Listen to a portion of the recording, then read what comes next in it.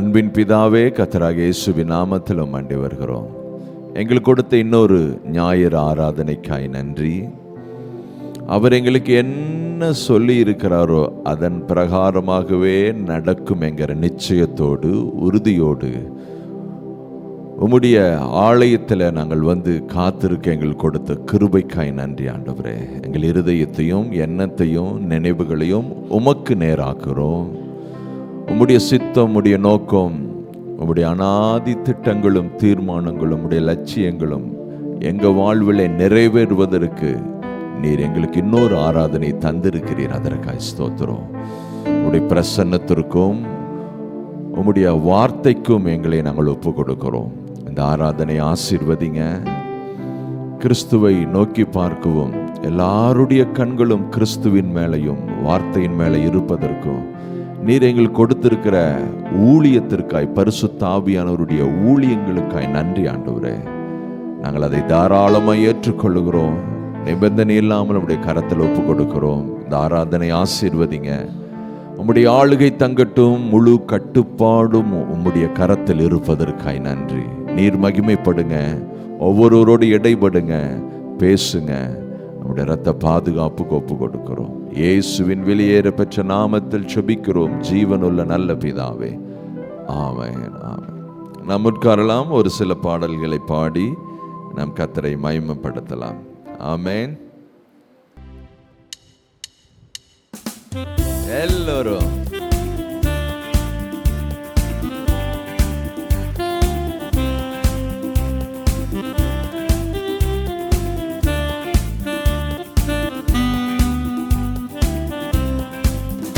என்னை பெயர் சொல்லி அழைத்தவரே, உள்ளம் கைகளில் வரைந்தவரே, என்னை கரம் பிடித்து நடத்தினீரே, உருவாக்கி உயர்த்தினீரே. எல்லோரும் என்னை பெயர் சொல்லி அழைத்தவரே, உள்ளம் கைகளில் வரைந்தவரே, என்னை கரம் பிடித்து நடத்தினீரே, உருவாக்கி உயர்த்தினீரே. ஒன்றும் இல்லாத எனக்கு உம் கிருபை தந்து வெற்றியை காண செய்தீர். ஒன்றும் இல்லாத எனக்கு உம் கிருபை தந்து வெற்றியை காண செய்தீர். என்னை பெயர் சொல்லி அழைத்தவரே, உள்ளம் கைகளில் வரைந்தவரே, என்னை கரம் பிடித்து நடத்தினீரே, உருவாக்கி உயர்த்தினீரே.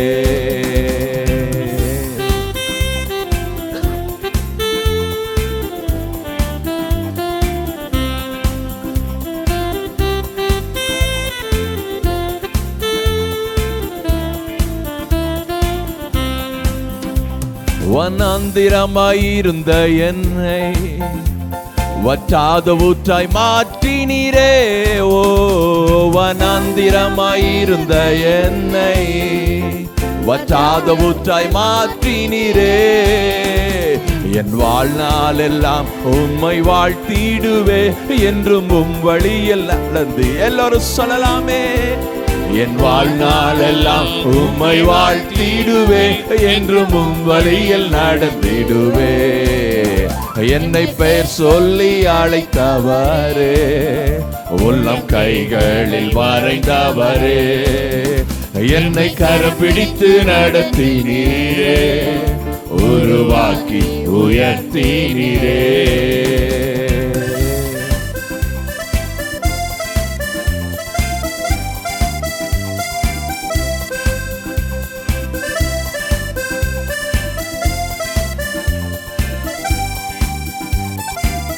எல்லோரும் கைவிடப்பட்டிருந்த என்னை உம் கரத்தால் நடத்தினீரே.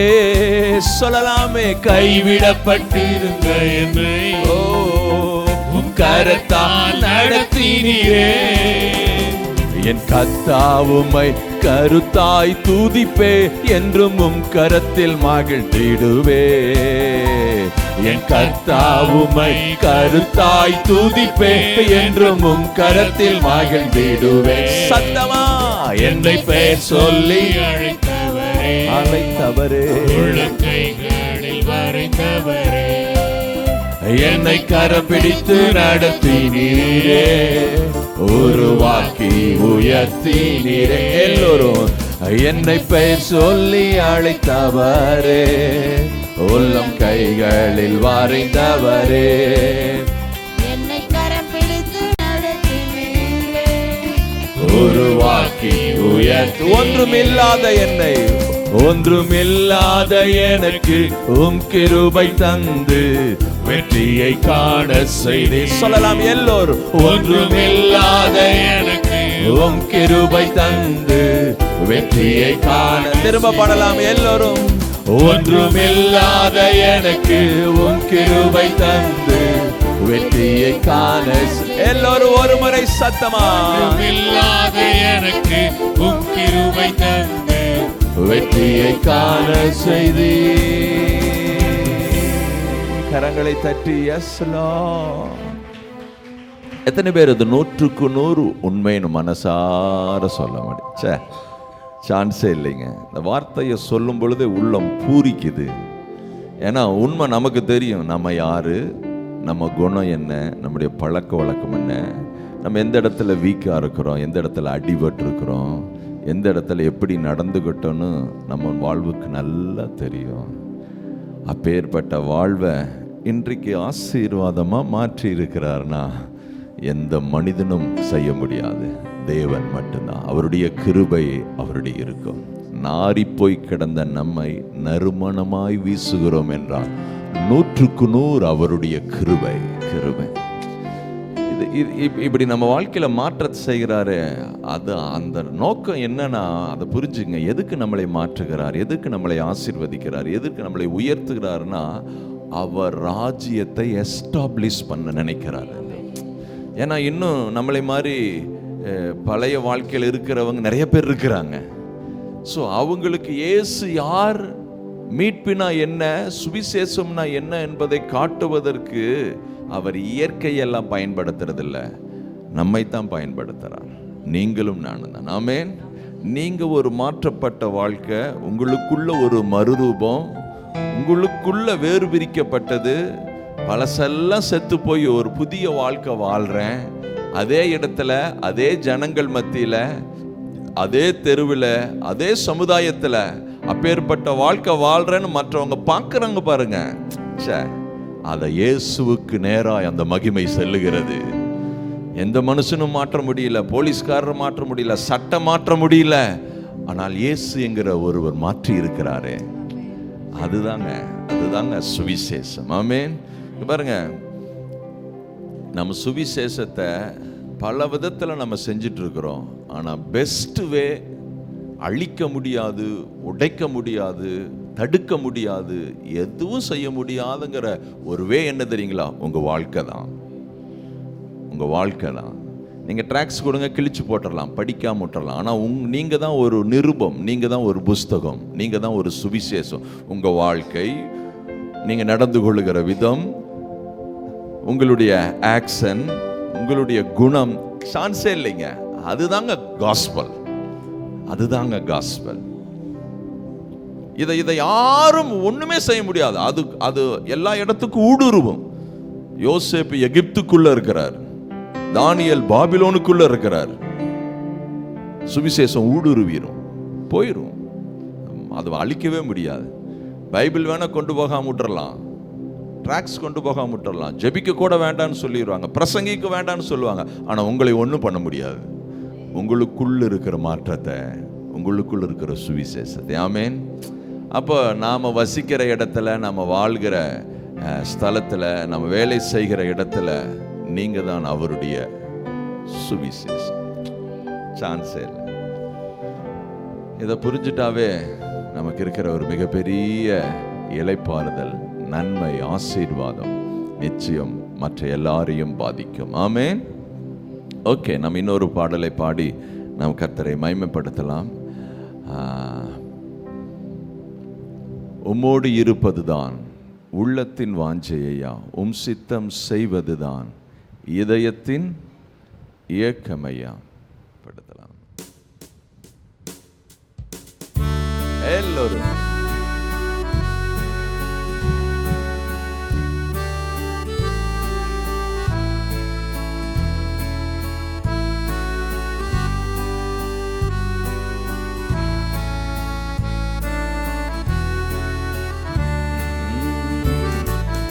உம்மோடு இருப்பதுதான் உள்ளத்தின் வாஞ்சையா, உம் சித்தம் செய்வதுதான் இதயத்தின் ஏக்கமையா. உம்மோடு இருப்பதுதான் உள்ளத்தின் வாஞ்சையா, உம் சித்தம் செய்வதுதான் இதயத்தின் ஏக்கமையா. இயேசையா உம்மைத்தானே என் முன்னே நிறுத்தியுள்ளே. இயேசையா உம்மைத்தானே என் முன்னே நிறுத்தியுள்ளே.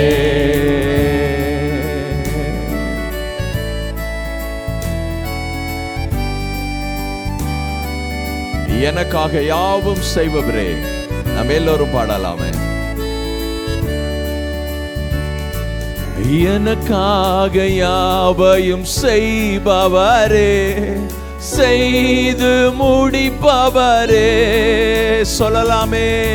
எனக்காக யாவையும் செய்பவரே, செய்து முடிப்பவரே.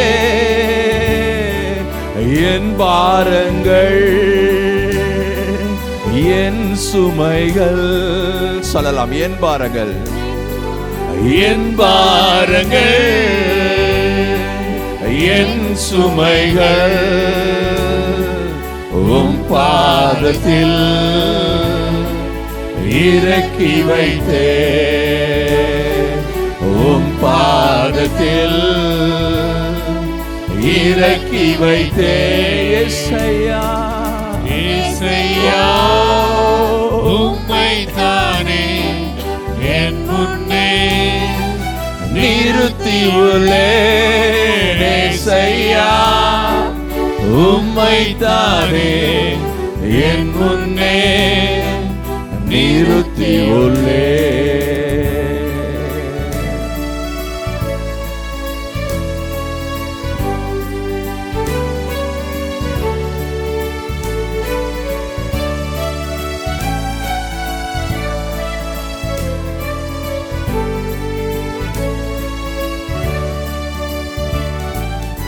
இரக்கமும் உருக்கமும் நீடிய சாந்தம் கிருபையும் உள்ளவரே. இரக்கமும் உருக்கமும் நீடிய சாந்தமும் கிருபையும் உள்ளவரே. என் ஜீவனை அழிவில் நின்று. சொல்லலாமே. என் ஜீவனை அழிவில் நின்று. என் ஜீவனை அழிவில் நின்று மீட்டவரே. மெய்ப்பரே மீட்டவரே. என் மெய்ப்பரே. இயேசையா இயேசையா உம்மைத்தானே என் முன்னே நிறுத்தியுள்ளேன். ஓ இயேசையா உம்மைத்தானே என் முன்னே நிறுத்தியுள்ளேன்.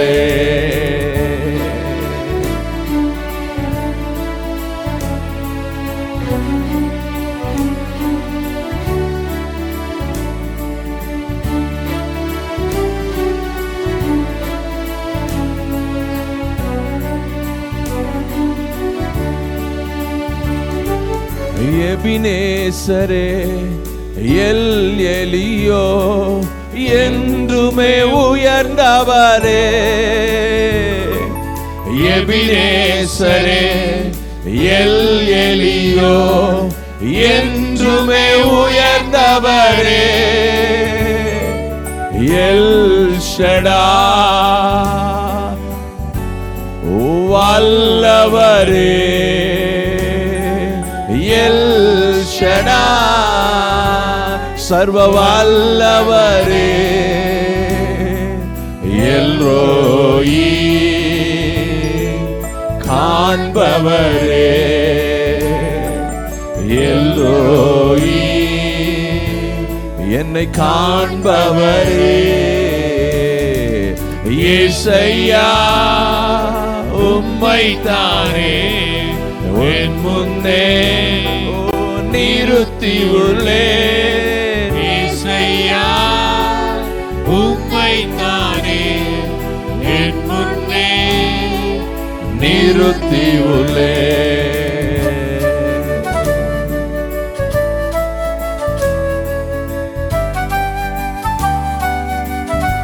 எல்லாரும் எழும்பி நின்று பாடலாமே நம்ம எல்லாரும்.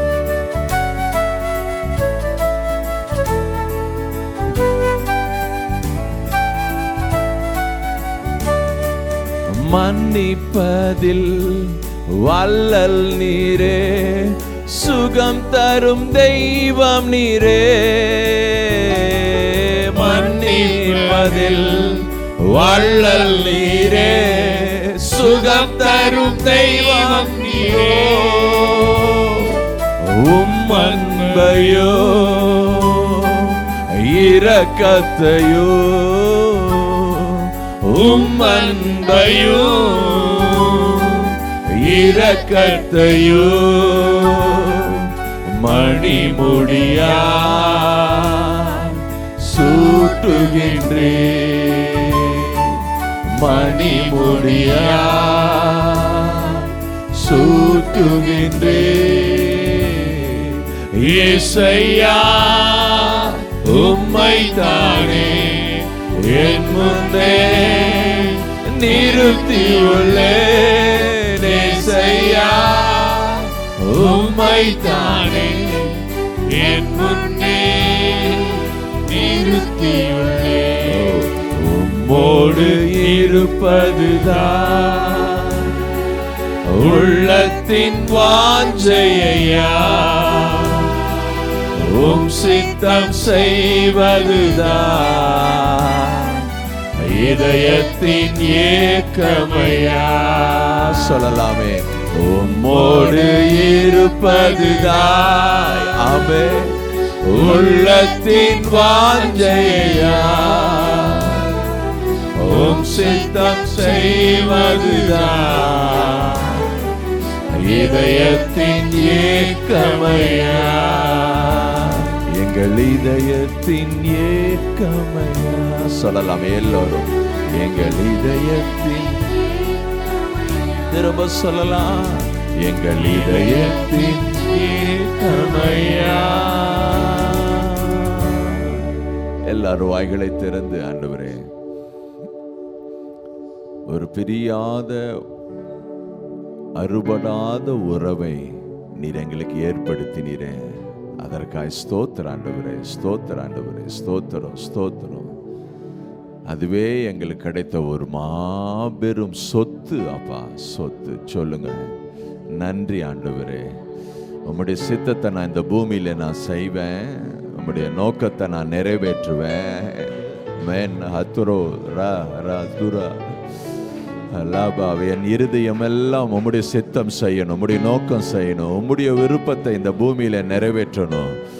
எனக்காக நீர் கொண்ட லட்சியங்களை, எனக்காக நீர் கொண்ட வைராக்கியங்களை, எனக்காக நீர் வைத்திருக்கிற உம்முடைய உன்னத திட்டங்களை என் வாழ்க்கையில நிறைவேறுவதற்கு நிச்சயம் இந்த வருஷத்திலும் சமூகத்தில் எங்களை ஒப்பு கொடுக்கிறோம். சபையாய் ஒப்பு கொடுக்கிற ஆண்டவரே, எங்களை கொண்டு யாரை சந்திக்க நினைக்கிறீரோ, எங்களை கொண்டு எந்த நபருக்காய் ஜெபிக்க நினைக்கிறீரோ, எங்களை கொண்டு யாரையெல்லாம் சுவிசேஷம் அறிவிக்க நினைக்கிறீரோ, எங்களை கொண்டு யாரை விடுவிக்க நினைக்கிறீரோ, எங்களை கொண்டு உம்முடைய வல்லமையை வெளிப்படுத்த நினைக்கிறீரோ, எங்களை கொண்டு மற்றவர்களுக்கு சுகத்தை கொடுக்க நினைக்கிறீரோ, இந்த ஆண்டு இந்த நாட்கள் நிறைவேறுவதாக நிறைவேறுவதாக நிறைவேறுவதாக நிறைவேறுவதாக, என்னுடைய வாழ்வில் நிறைவேறுவதாக.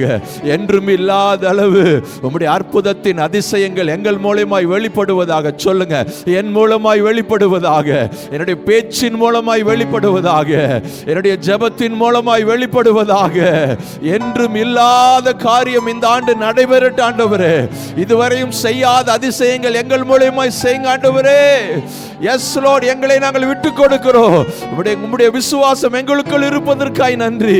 உம்முடைய வல்லமை எங்களுக்குள் இருப்பதற்காய் நன்றி. அது மேனிஃபெஸ்ட் ஆவதாக, அது வெளிப்படுத்தப்படுவதாக. சொல்லுங்க பார்க்கலாம், அதை சொல்லுங்க பார்க்கலாம். அது நிறைவேறட்டும் ஆண்டவரே, நிறைவேறட்டும். ஒவ்வொரு நாளும் நிறைவேறட்டும் ஆண்டவரே, ஒவ்வொரு நாளும் நிறைவேறட்டும் ஆண்டவரே. என் வாயிலிருந்து வருகிற வார்த்தை வெறுமனே வார்த்தை அல்ல, வெறுமனே வார்த்தை அல்ல. அது உம்முடைய வல்லமையினால அவர் நிறையப்பட்ட வார்த்தை, உம்முடைய அபிஷேகத்தினால நிறையப்பட்ட வார்த்தை.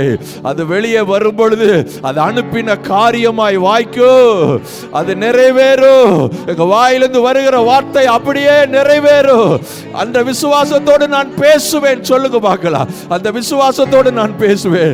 இந்த ஆண்டு உம்முடைய ஊழியத்தின் ஆண்டா என் வாழ்வில் இருப்பதாக. என்னை எதற்காய் அழைத்தீரோ, எதற்காய் அலங்கரித்தீரோ, எதற்காய் நீதிமானாய் மாற்றினீரோ, எதற்காய் உம்முடைய சாயலில் மறுரூபத்தை கொடுத்தீரோ, அது நிறைவேறுகிற ஆண்டா இருக்கட்டும், நிறைவேறுகிற ஆண்டா இருக்கட்டும். என் மூலமாய் உம்முடைய ராஜ்யத்தினுடைய சித்தம் நிறைவேறட்டும். சொல்லுங்க வாக்கலாம். ராபா தூரா டாதா, எதற்காய் அழைத்தீரோ அது இந்த நாள் நிறைவேறட்டும் ஆண்டவரே. என்றும் இல்லாத அளவு நிறைவேறுவதாக. நீர் வந்த பொழுது சொன்னீர், கட்டுண்டவர்களை விடுதலையாக்கும்படி, சிறைப்பட்டவர்களை விடுதலையாக்கும்படி, அடிமைத்தனத்தில் இருக்கிறவர்களை முறிக்கும்படி கர்த்தருடைய ஆவியானவர் என் மேல் இருக்கிறார் என்று சொன்னீங்களே, அதே போல எங்கள் மேல கர்த்தருடைய ஆவியானவர் இருக்கிறார்.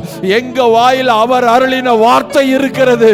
இந்த நாட்கள் நிறைவேறுவதாக, நிறைவேறுவதாக. மற்ற ஜனங்கள் கண் பார்க்க தேவன் எங்களுக்கு சொன்ன வார்த்தை நிறைவேறிற்று என்று சொல்லட்டும். ஹalleluya, hallelujah, hallelujah, hallelujah, hallelujah, hallelujah.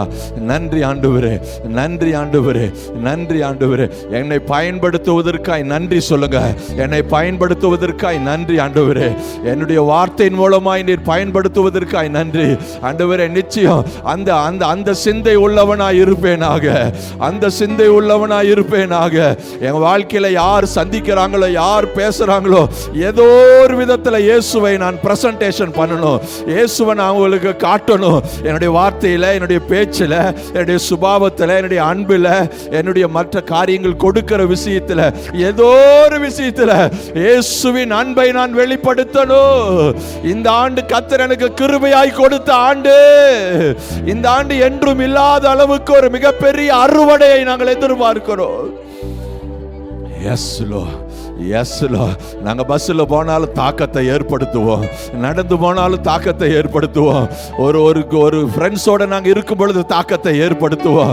எங்களிலிருந்து இயேசு மகிமைப்படுவாராக, எங்களிலிருந்து இயேசு வெளிப்படுவாராக, எங்களிலிருந்து இயேசு உயர்ந்திருப்பாராக, இயேசு எழும்புவாராக, எங்க வாழ்விலிருந்து இயேசு எழுந்தருளுவாராக, சத்துருக்கள் சிதறடிக்கப்படுவார்களாக.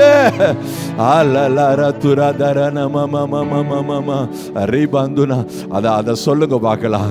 கர்த்தாவே, என்னை பயன்படுத்துங்க ஆண்டவரே, என்னை பயன்படுத்தி என்னுடைய ஜெபத்தை பயன்படுத்துங்க ஆண்டவரே. யாருக்காக நாங்கள் ஜெபிக்கிறோமோ அந்த காரியம் அப்படியே நிறைவேறணும். நான் யாரிடத்துல பேசுறேனோ அந்த காரியம் அப்படியே நிறைவேறணும். எங்களை பயன்படுத்துங்க. ரே ரா தலா டாதா லாடா தூரா டாதா ராதா ராதா டாபா ரே பாபா. கர்த்தர் அநேகருக்கு வாசலை திறந்து வைத்திருக்கிறார், அநேகருக்கு வாசலை திறந்து வைத்திருக்கிறார். அநேகர் உங்க மூலமாய் தொட போறாங்க, அநேகர் உங்கள் மூலமாய் ஜீவ நதியை பெற்றுக்கொள்ள போறாங்க, தாகம் தீர்க்கப்பட போகிறார்கள். உங்கள் மூலமாய் மிகப்பெரிய ஒரு நன்மை உண்டானது என்று சொல்ல போகிறார்கள். கிறிஸ்து மகிமைப்படுகிறார், கிறிஸ்து மகிமைப்படுகிறார். ஆதீனத்தில் அவர் வைத்த திட்டம் இந்த நாட்களில் நிறைவேறுதலாயிற்று, நிறைவேறுதலாயிற்று. Yes, Lord.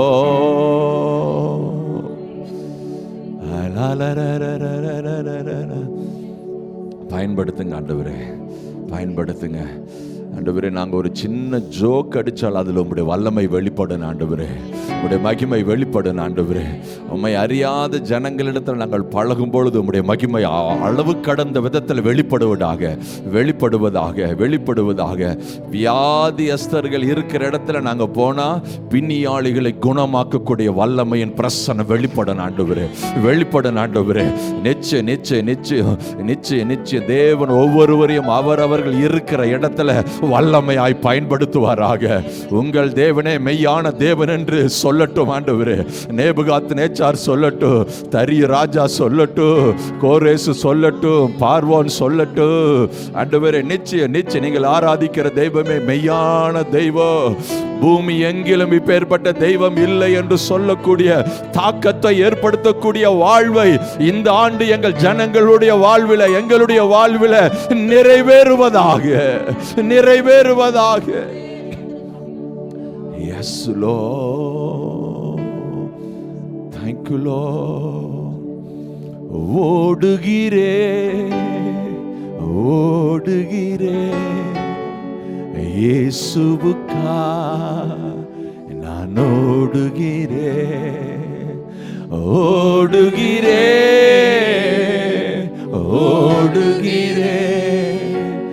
என் இயேசுவுக்கா நான் எத்தனை பேர் சொல்ல முடியும்? கரங்களை உயர்த்தி ஓடுகிறேன் என் இயேசுவுக்கா நான் ஓடுகிறேன். சொல்லலாமே, ஓடுகிறேன்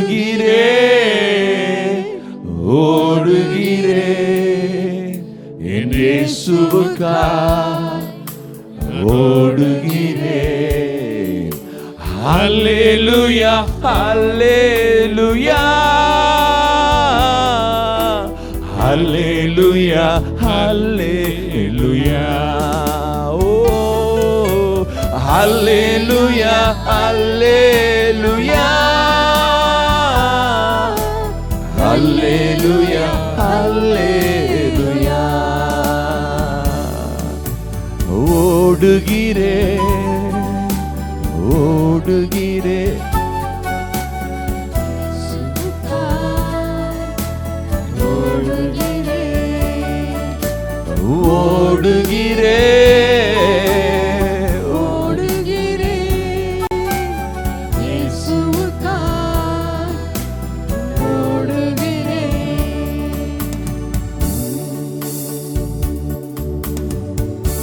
கர்த்தர் எனக்குன்னு வைத்த பாதையில நான்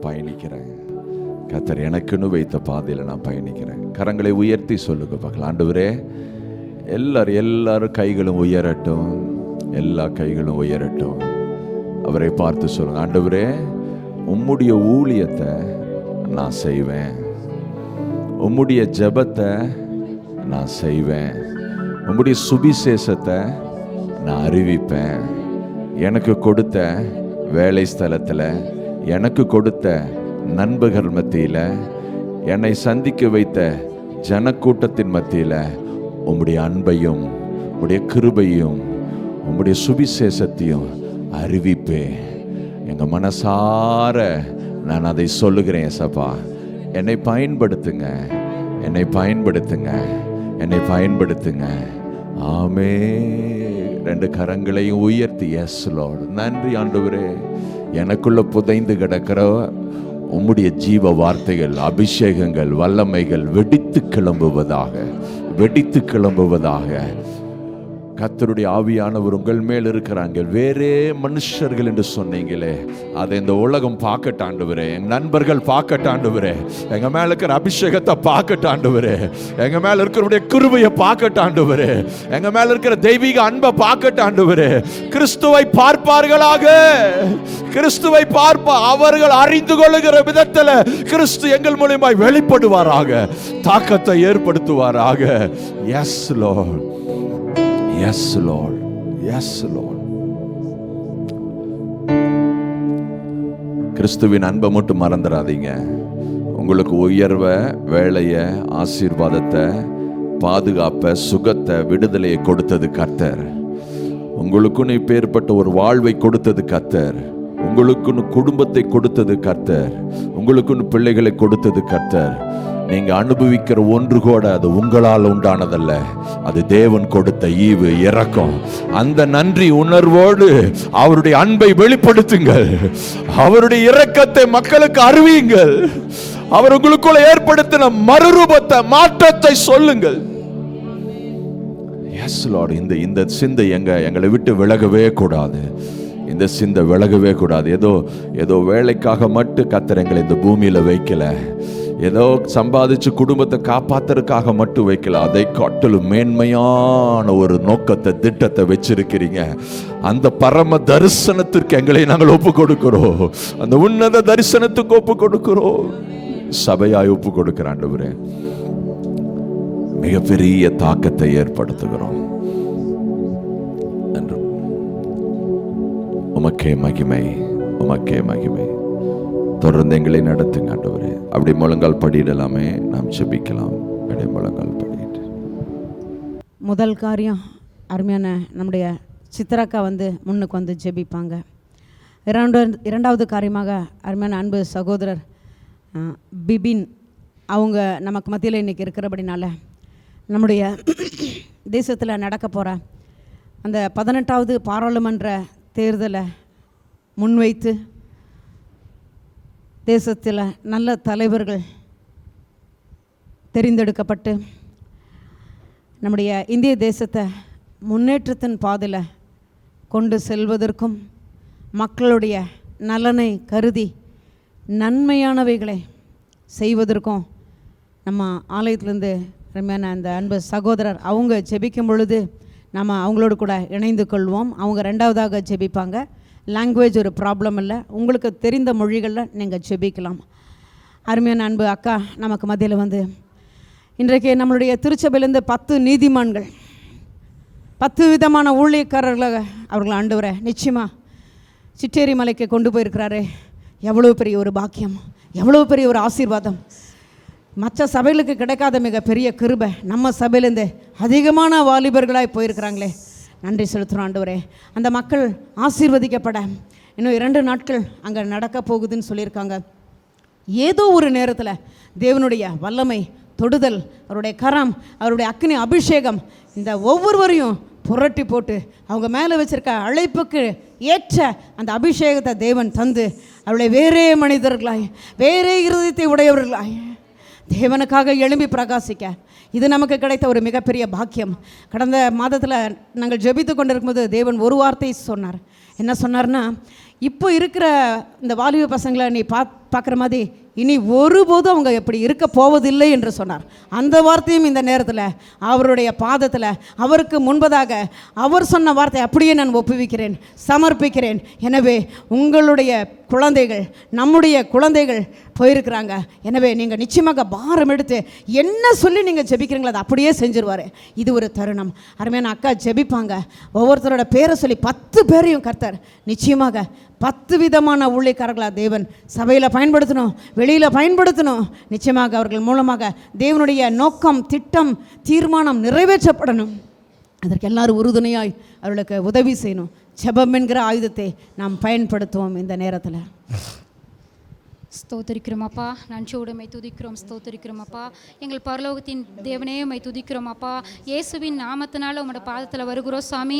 தகப்பனே, இந்த நாளும் சபையிலிருந்து கத்தாவே சித்தேரி மலைக்கு ப்ரேயருக்காக கடந்து செல்லிருக்கிற வாலிப பிள்ளைகளை உங்கள் கரத்தில் ஒப்பு கொடுக்குற ஆண்டவரே. 10 பிள்ளைகள் மேலும் தேவனுடைய கரம் இருப்பதாக ஆண்டவரே.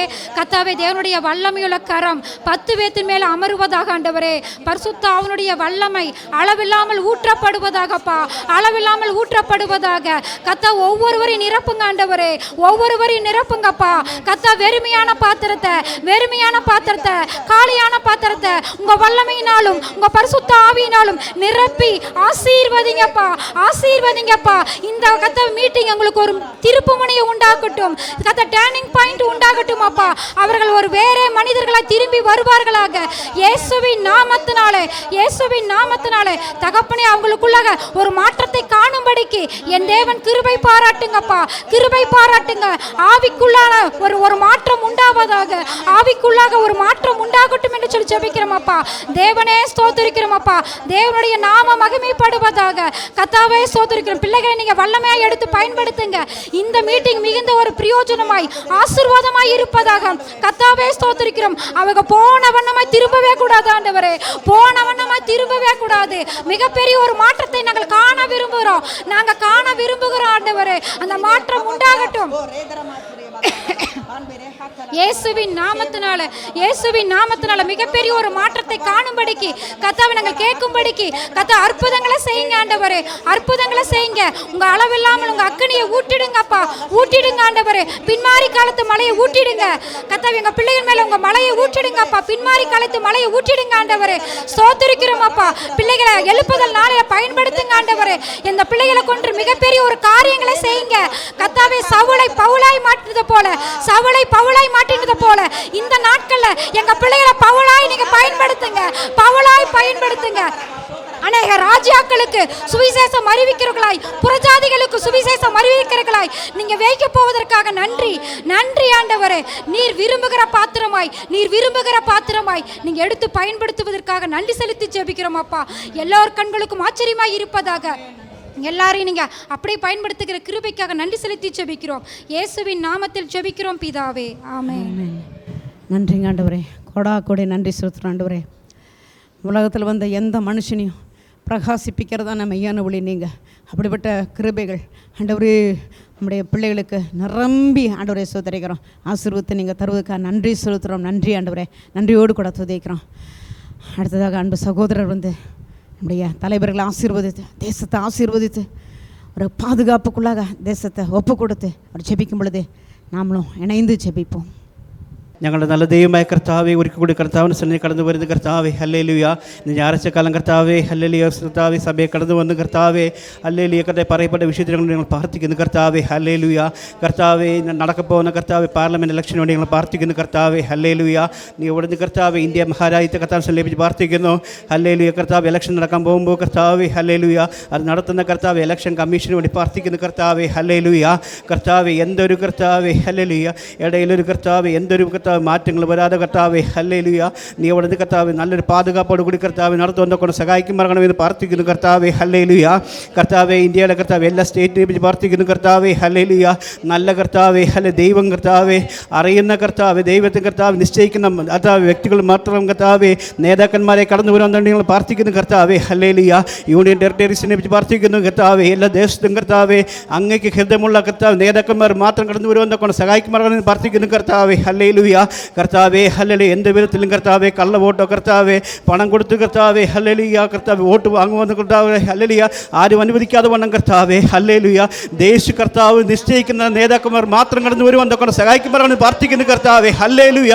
എൻ്റെ യേശു കർത്താവിൻ്റെ വചനം കർത്താവെ, ഹല്ലേലൂയ, ഇന്ത്യയെ ഹല്ലേലൂയ കർത്താവ് അറിയാൻ നോക്കണം. യേശു കർത്താവ് ജീവിച്ചിരിക്കുന്ന ഒരു ദൈവമെന്ന് കർത്താവെ, ഇന്ത്യ ദേശം അറിയാമെന്ന് കൊണ്ട് കർത്താവെ, இந்த ഇലക്ഷനിലൂടെ കർത്താവെ, ഹല്ലേലൂയ, ഞങ്ങൾക്കൊരു പ്രവൃത്തിക്കാലം നൽകുമാറാണെന്ന് പ്രാർത്ഥിക്കുന്നു കർത്താവെ, ഹല്ലേലൂയ. എൻ്റെ യേശു നൽകുന്ന കർത്താവെ, ഹല്ലേലൂയ, ഹല്ലേലൂയ, യേശു നിയമിക്കുന്ന കർത്താവെ, ഹല്ലേലൂയ, നേതാക്കന്മാർ മാത്രം കർത്താവെ, ഹല്ലേലൂയ, പാർലമെന്റ് ഇലക്ഷനിൽ ജയിച്ചു വരുവാനും, ഹല്ലേലൂയ കർത്താവെ, ഇന്ത്യക്ക് വേണ്ടി നല്ല തിട്ടങ്ങളെ കർത്താവ് കൊണ്ടുവരുവാൻ സഹായിക്കുമാറാണെന്ന് പ്രാർത്ഥിക്കുന്നു കർത്താവെ, ഹല്ലേലൂയ.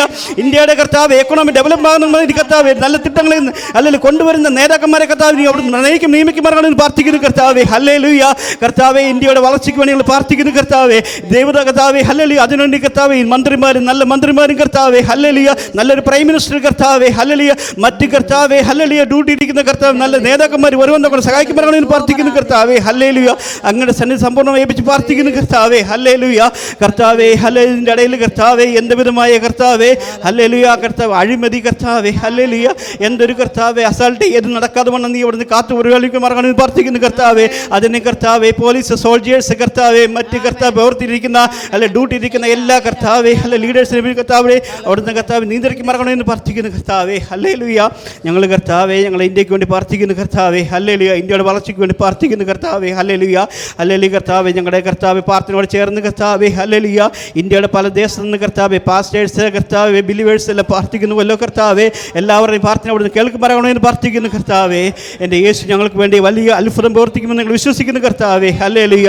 ഞങ്ങൾക്ക് വേണ്ടി കർത്താവേ ഹല്ലേലൂയ വലിയ ചെയ്യുന്ന കർത്താവിനെ കരങ്ങളിലേക്ക് ഞങ്ങൾ ഏൽപ്പിച്ച് പ്രാർത്ഥിക്കുന്നു കർത്താവ്. ഞങ്ങളുടെ പ്രാർത്ഥന കെട്ടിക്കുക സ്വത്രം യേശുവിൻ്റെ വലിയേറിയ നാമത്തിൽ തന്നെ ആമേൻ. ஆமேன் ஆமேன். நன்றிங்க ஆண்டவரே. உங்கள் கரத்தில் நாங்கள் நன்றி செலுத்தி அர்ப்பணிக்கிறோம் நல்ல பிதாவே. ஆமேன்.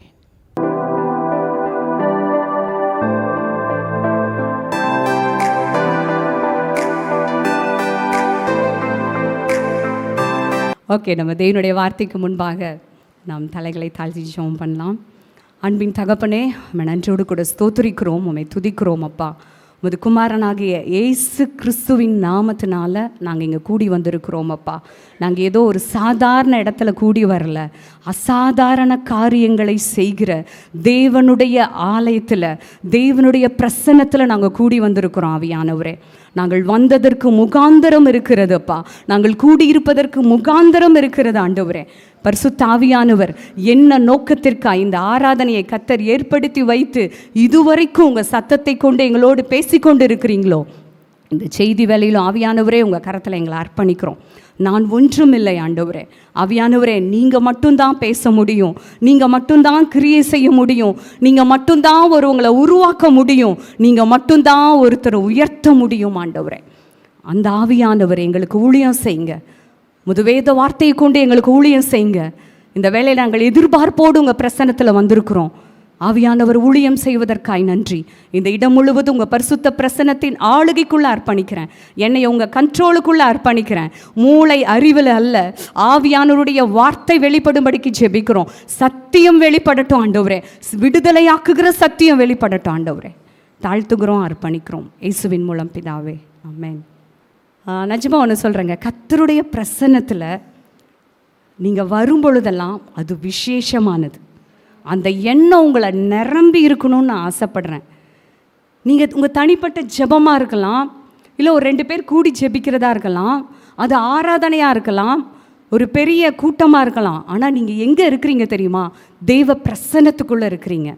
அந்த பிரசன்னம் சாதாரணமானது அல்ல.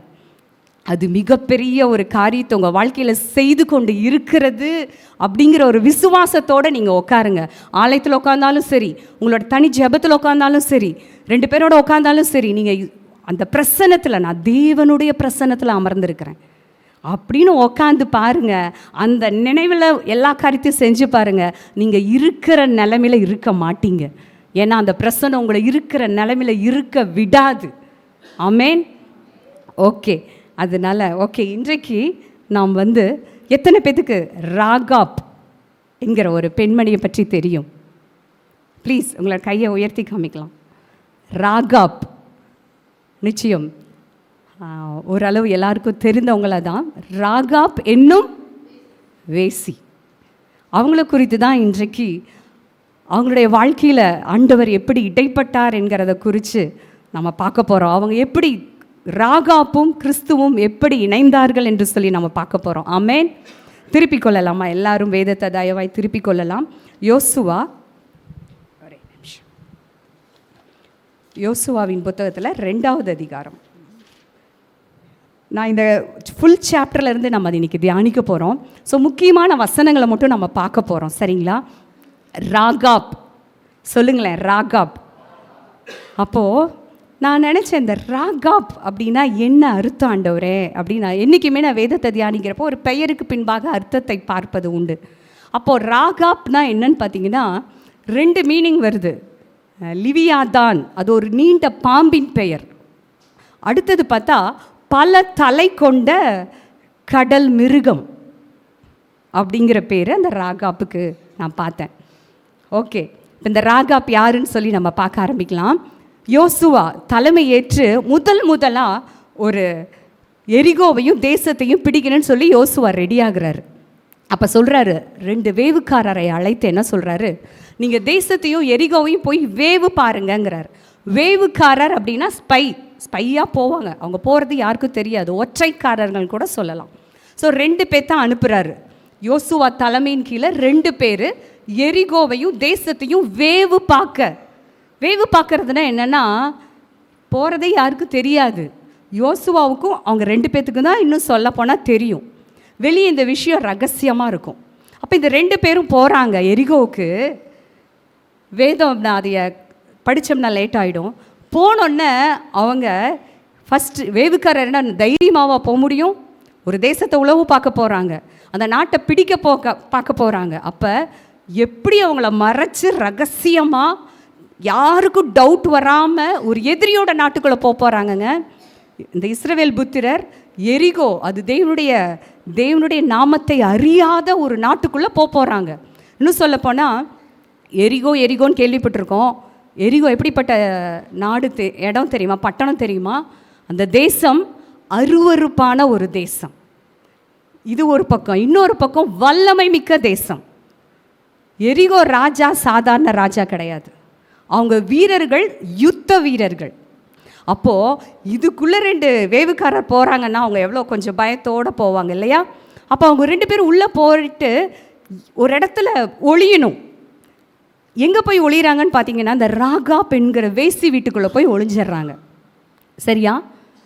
ஒளிஞ்ச உடனே ராஜா ஆள் அனுப்பி நேராக இந்த ராகாப் வீட்டுக்கு ஆள் வருது. அப்போ இந்த ராகாப் வீடு எங்கன்னு சொல்லி வேதத்தில் போட்டிருக்கு. ராகாப் வீடு எங்கே இருந்துச்சுன்னா, அலங்கத்தின் மேல் அவள் வீடு இருந்ததுன்னு சொல்லி வேதத்தில் வசனம் இருக்குது. அலங்கத்தின் மேல் அப்படின்னா ஒரு பட்டணத்துக்கு என்றைக்குமே கோட்டை வாசல் இருக்கும் தெரியுங்களா? கோட்டை சுவர் இருக்கும். அந்த கோட்டை சுவர் அந்த பக்கத்தில் தான் இந்த ராகாப்போட வீடு. ஆமேன். உன்னான்னு சொல்லட்டுங்களா? ஒதுக்குப்புறத்தில் இருந்தா மற்ற ஜனங்கள் எல்லாம் உள்ள பட்டணத்துக்குள்ளே சேஃப்டியாக இருந்தாங்க, மற்றவங்கெல்லாம் சேஃப்டியாக இருந்தாங்க. இந்த ராகாப், அதான் சொன்னேன், வேசி கோட்டை சுவர்கிட்ட அங்கே அவள் வீடு அங்கே இருந்துச்சு. அலங்கம் அப்படின்னா கோட்டை சுவர்னு அர்த்தம், கோட்டைன்னு வச்சுக்கலாம். சரிங்களா? நீங்கள் அந்த இடத்துல அவள் இருந்தா, அதாவது பட்டணத்தின் வாசலுக்கு பக்கத்துலேயே அவள் வீடு. ஆனால் ராஜாவும் பட்டணத்தில் இருக்க அத்தனை பேரும் உள்ள பத்திரமா இருக்கிறாங்க. இவ வேசிங்க. அப்போது இவ இந்த இடத்துல குடியிருக்கிறாங்க. சரியா? வேசினா என்னன்னு சொன்னால், வேசி ஹார்லட்னு இங்கிலீஷில் சொல்லுவாங்க. அதுக்கு ஒரே மீனிங், பணத்துக்காக உடலை விற்கிற நபர். என்னுடைய ஒரு கட்டத்தில் ஒரு ஆண்டி, இன்றைக்கி இந்த பிளஸிங் யூத் மிஷனோட ஃபவுண்டரோட ஆண்டி கிட்ட ஒரு 1 இயர் நான் அவங்களோட இருந்து ஊழியம் செய்கிற சான்ஸ் எனக்கு கிடச்சிது. அப்போ அந்த ஆண்டி ஆக்சுவலி அவங்க ஒரு டாக்டர். அவங்க அதையெல்லாம் விட்டுட்டு ஃபுல் டைம் மிஷினரியாக வந்தாங்க. அவங்க இந்த ரெட் லைட் ஏரியா பகுதிக்கு ஊழியம் செய்ய போவாங்க, சிகப்பு விளக்கு பகுதி. ஸோ அந்த பகுதியில் போய் ஊழியத்தை செய்வாங்க. அந்த ஆண்டியெல்லாம் எனக்கு பயங்கரமான ஒரு ரோல் மாடல். அப்படி இன்றைக்கும் இருக்காங்க. இன்றைக்கு அவங்களுடைய வயது ஒரு 76. அந்த மாதிரி கர்த்தருக்கு ஊழியம் செய்து கொண்டிருந்த ஒரு ஆண்டி இன்னும் செஞ்சிட்ருக்காங்க. அப்போ அந்த ஆண்டி சொன்னாங்க, ரெட் லைட் ஏரியா பக்கம் நாங்கள் போய் அங்கே இருக்கிற உள்ளே போகிறக்கே எவ்வளோ கூச்சமாக இருக்கும். யோசிச்சு பாருங்கள். இவங்களுக்கு தெரியும் ஊழியம் செய்ய போகிறோன்னு. இந்த ஆண்டி தனியாக இல்லை, ஒரு 3 லேடிஸோடு உள்ளே போனாங்களாம். அங்கே போய் எல்லாத்தையும் மீட் பண்ணி பேசினாங்களாம். பேசிட்டு, ஏன் இந்த தொழிலுக்கு வந்தீங்க அப்படின்னு கேட்டப்போ 95% பெண்கள் கண்ணீரோடு சொன்னாங்களாம், நாங்கள் வரலை, உள்ள தள்ளப்பட்டோம் அப்படின்னாங்களாம். எங்களுக்கு இந்த தொழிலில் விருப்பம் இல்லை, எங்களுக்கு நாங்கள் உள்ள தள்ளப்பட்டோம் அப்படின்ட்டு கண்ணீரோடு சொன்னாங்களாம். அதில் ஆண்டி வாரம் அவங்களுக்கு போய் அங்கே பிரேசல் நடத்தி அவங்களோட பேசி அதிலிருந்து ரட்சிக்கப்பட்ட 2 பெண்களுக்கு நீங்கள் இதிலேருந்து வெளியே வந்தீங்கன்னா அவங்களுக்கு ஒரு நல்ல வேலை நான் வாங்கி தரேன்னு சொல்லி அந்த ஆண்டி நல்ல ஒரு வேலையை வாங்கி கொடுத்ததா என்கிட்ட சொன்னாங்க. அப்போ நான் தெரிஞ்சுக்கிட்டது, நிஜமாக வேசிங்கிறவங்க எல்லாருமே அந்த தொழிலை ஏதோ ஏற்று போகிறது கிடையாது, தள்ளப்படுகிற சூழ்நிலையில் தான் இன்றைக்கி நம்ம தேசத்தில் பெண்கள் இருக்காங்க. அந்த மாதிரி தான் நான் நினைக்கிறேன். ராகாப் வேசி நான் நினைக்கிறேன் அது வேதத்தில் இல்லை. நிச்சயமாக அவங்க தள்ளப்பட்டு இருக்கலான்னு தான் நான் நினைக்கிறேன். அதோட பதில் நமக்கு கடைசியில் புரியும்.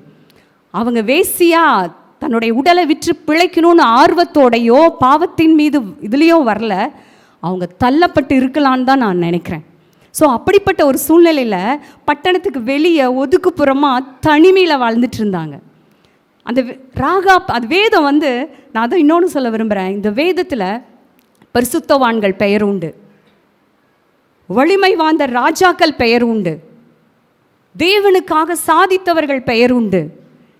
நம்ம வேதத்தை முன்னாடி பாருங்க, என்ன எழுதியிருக்கு?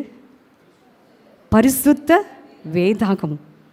இது எந்த ஒரு வேத புத்தகத்திலையும் எழுதப்படலைங்க, பரிசுத்த வேதாகமம்.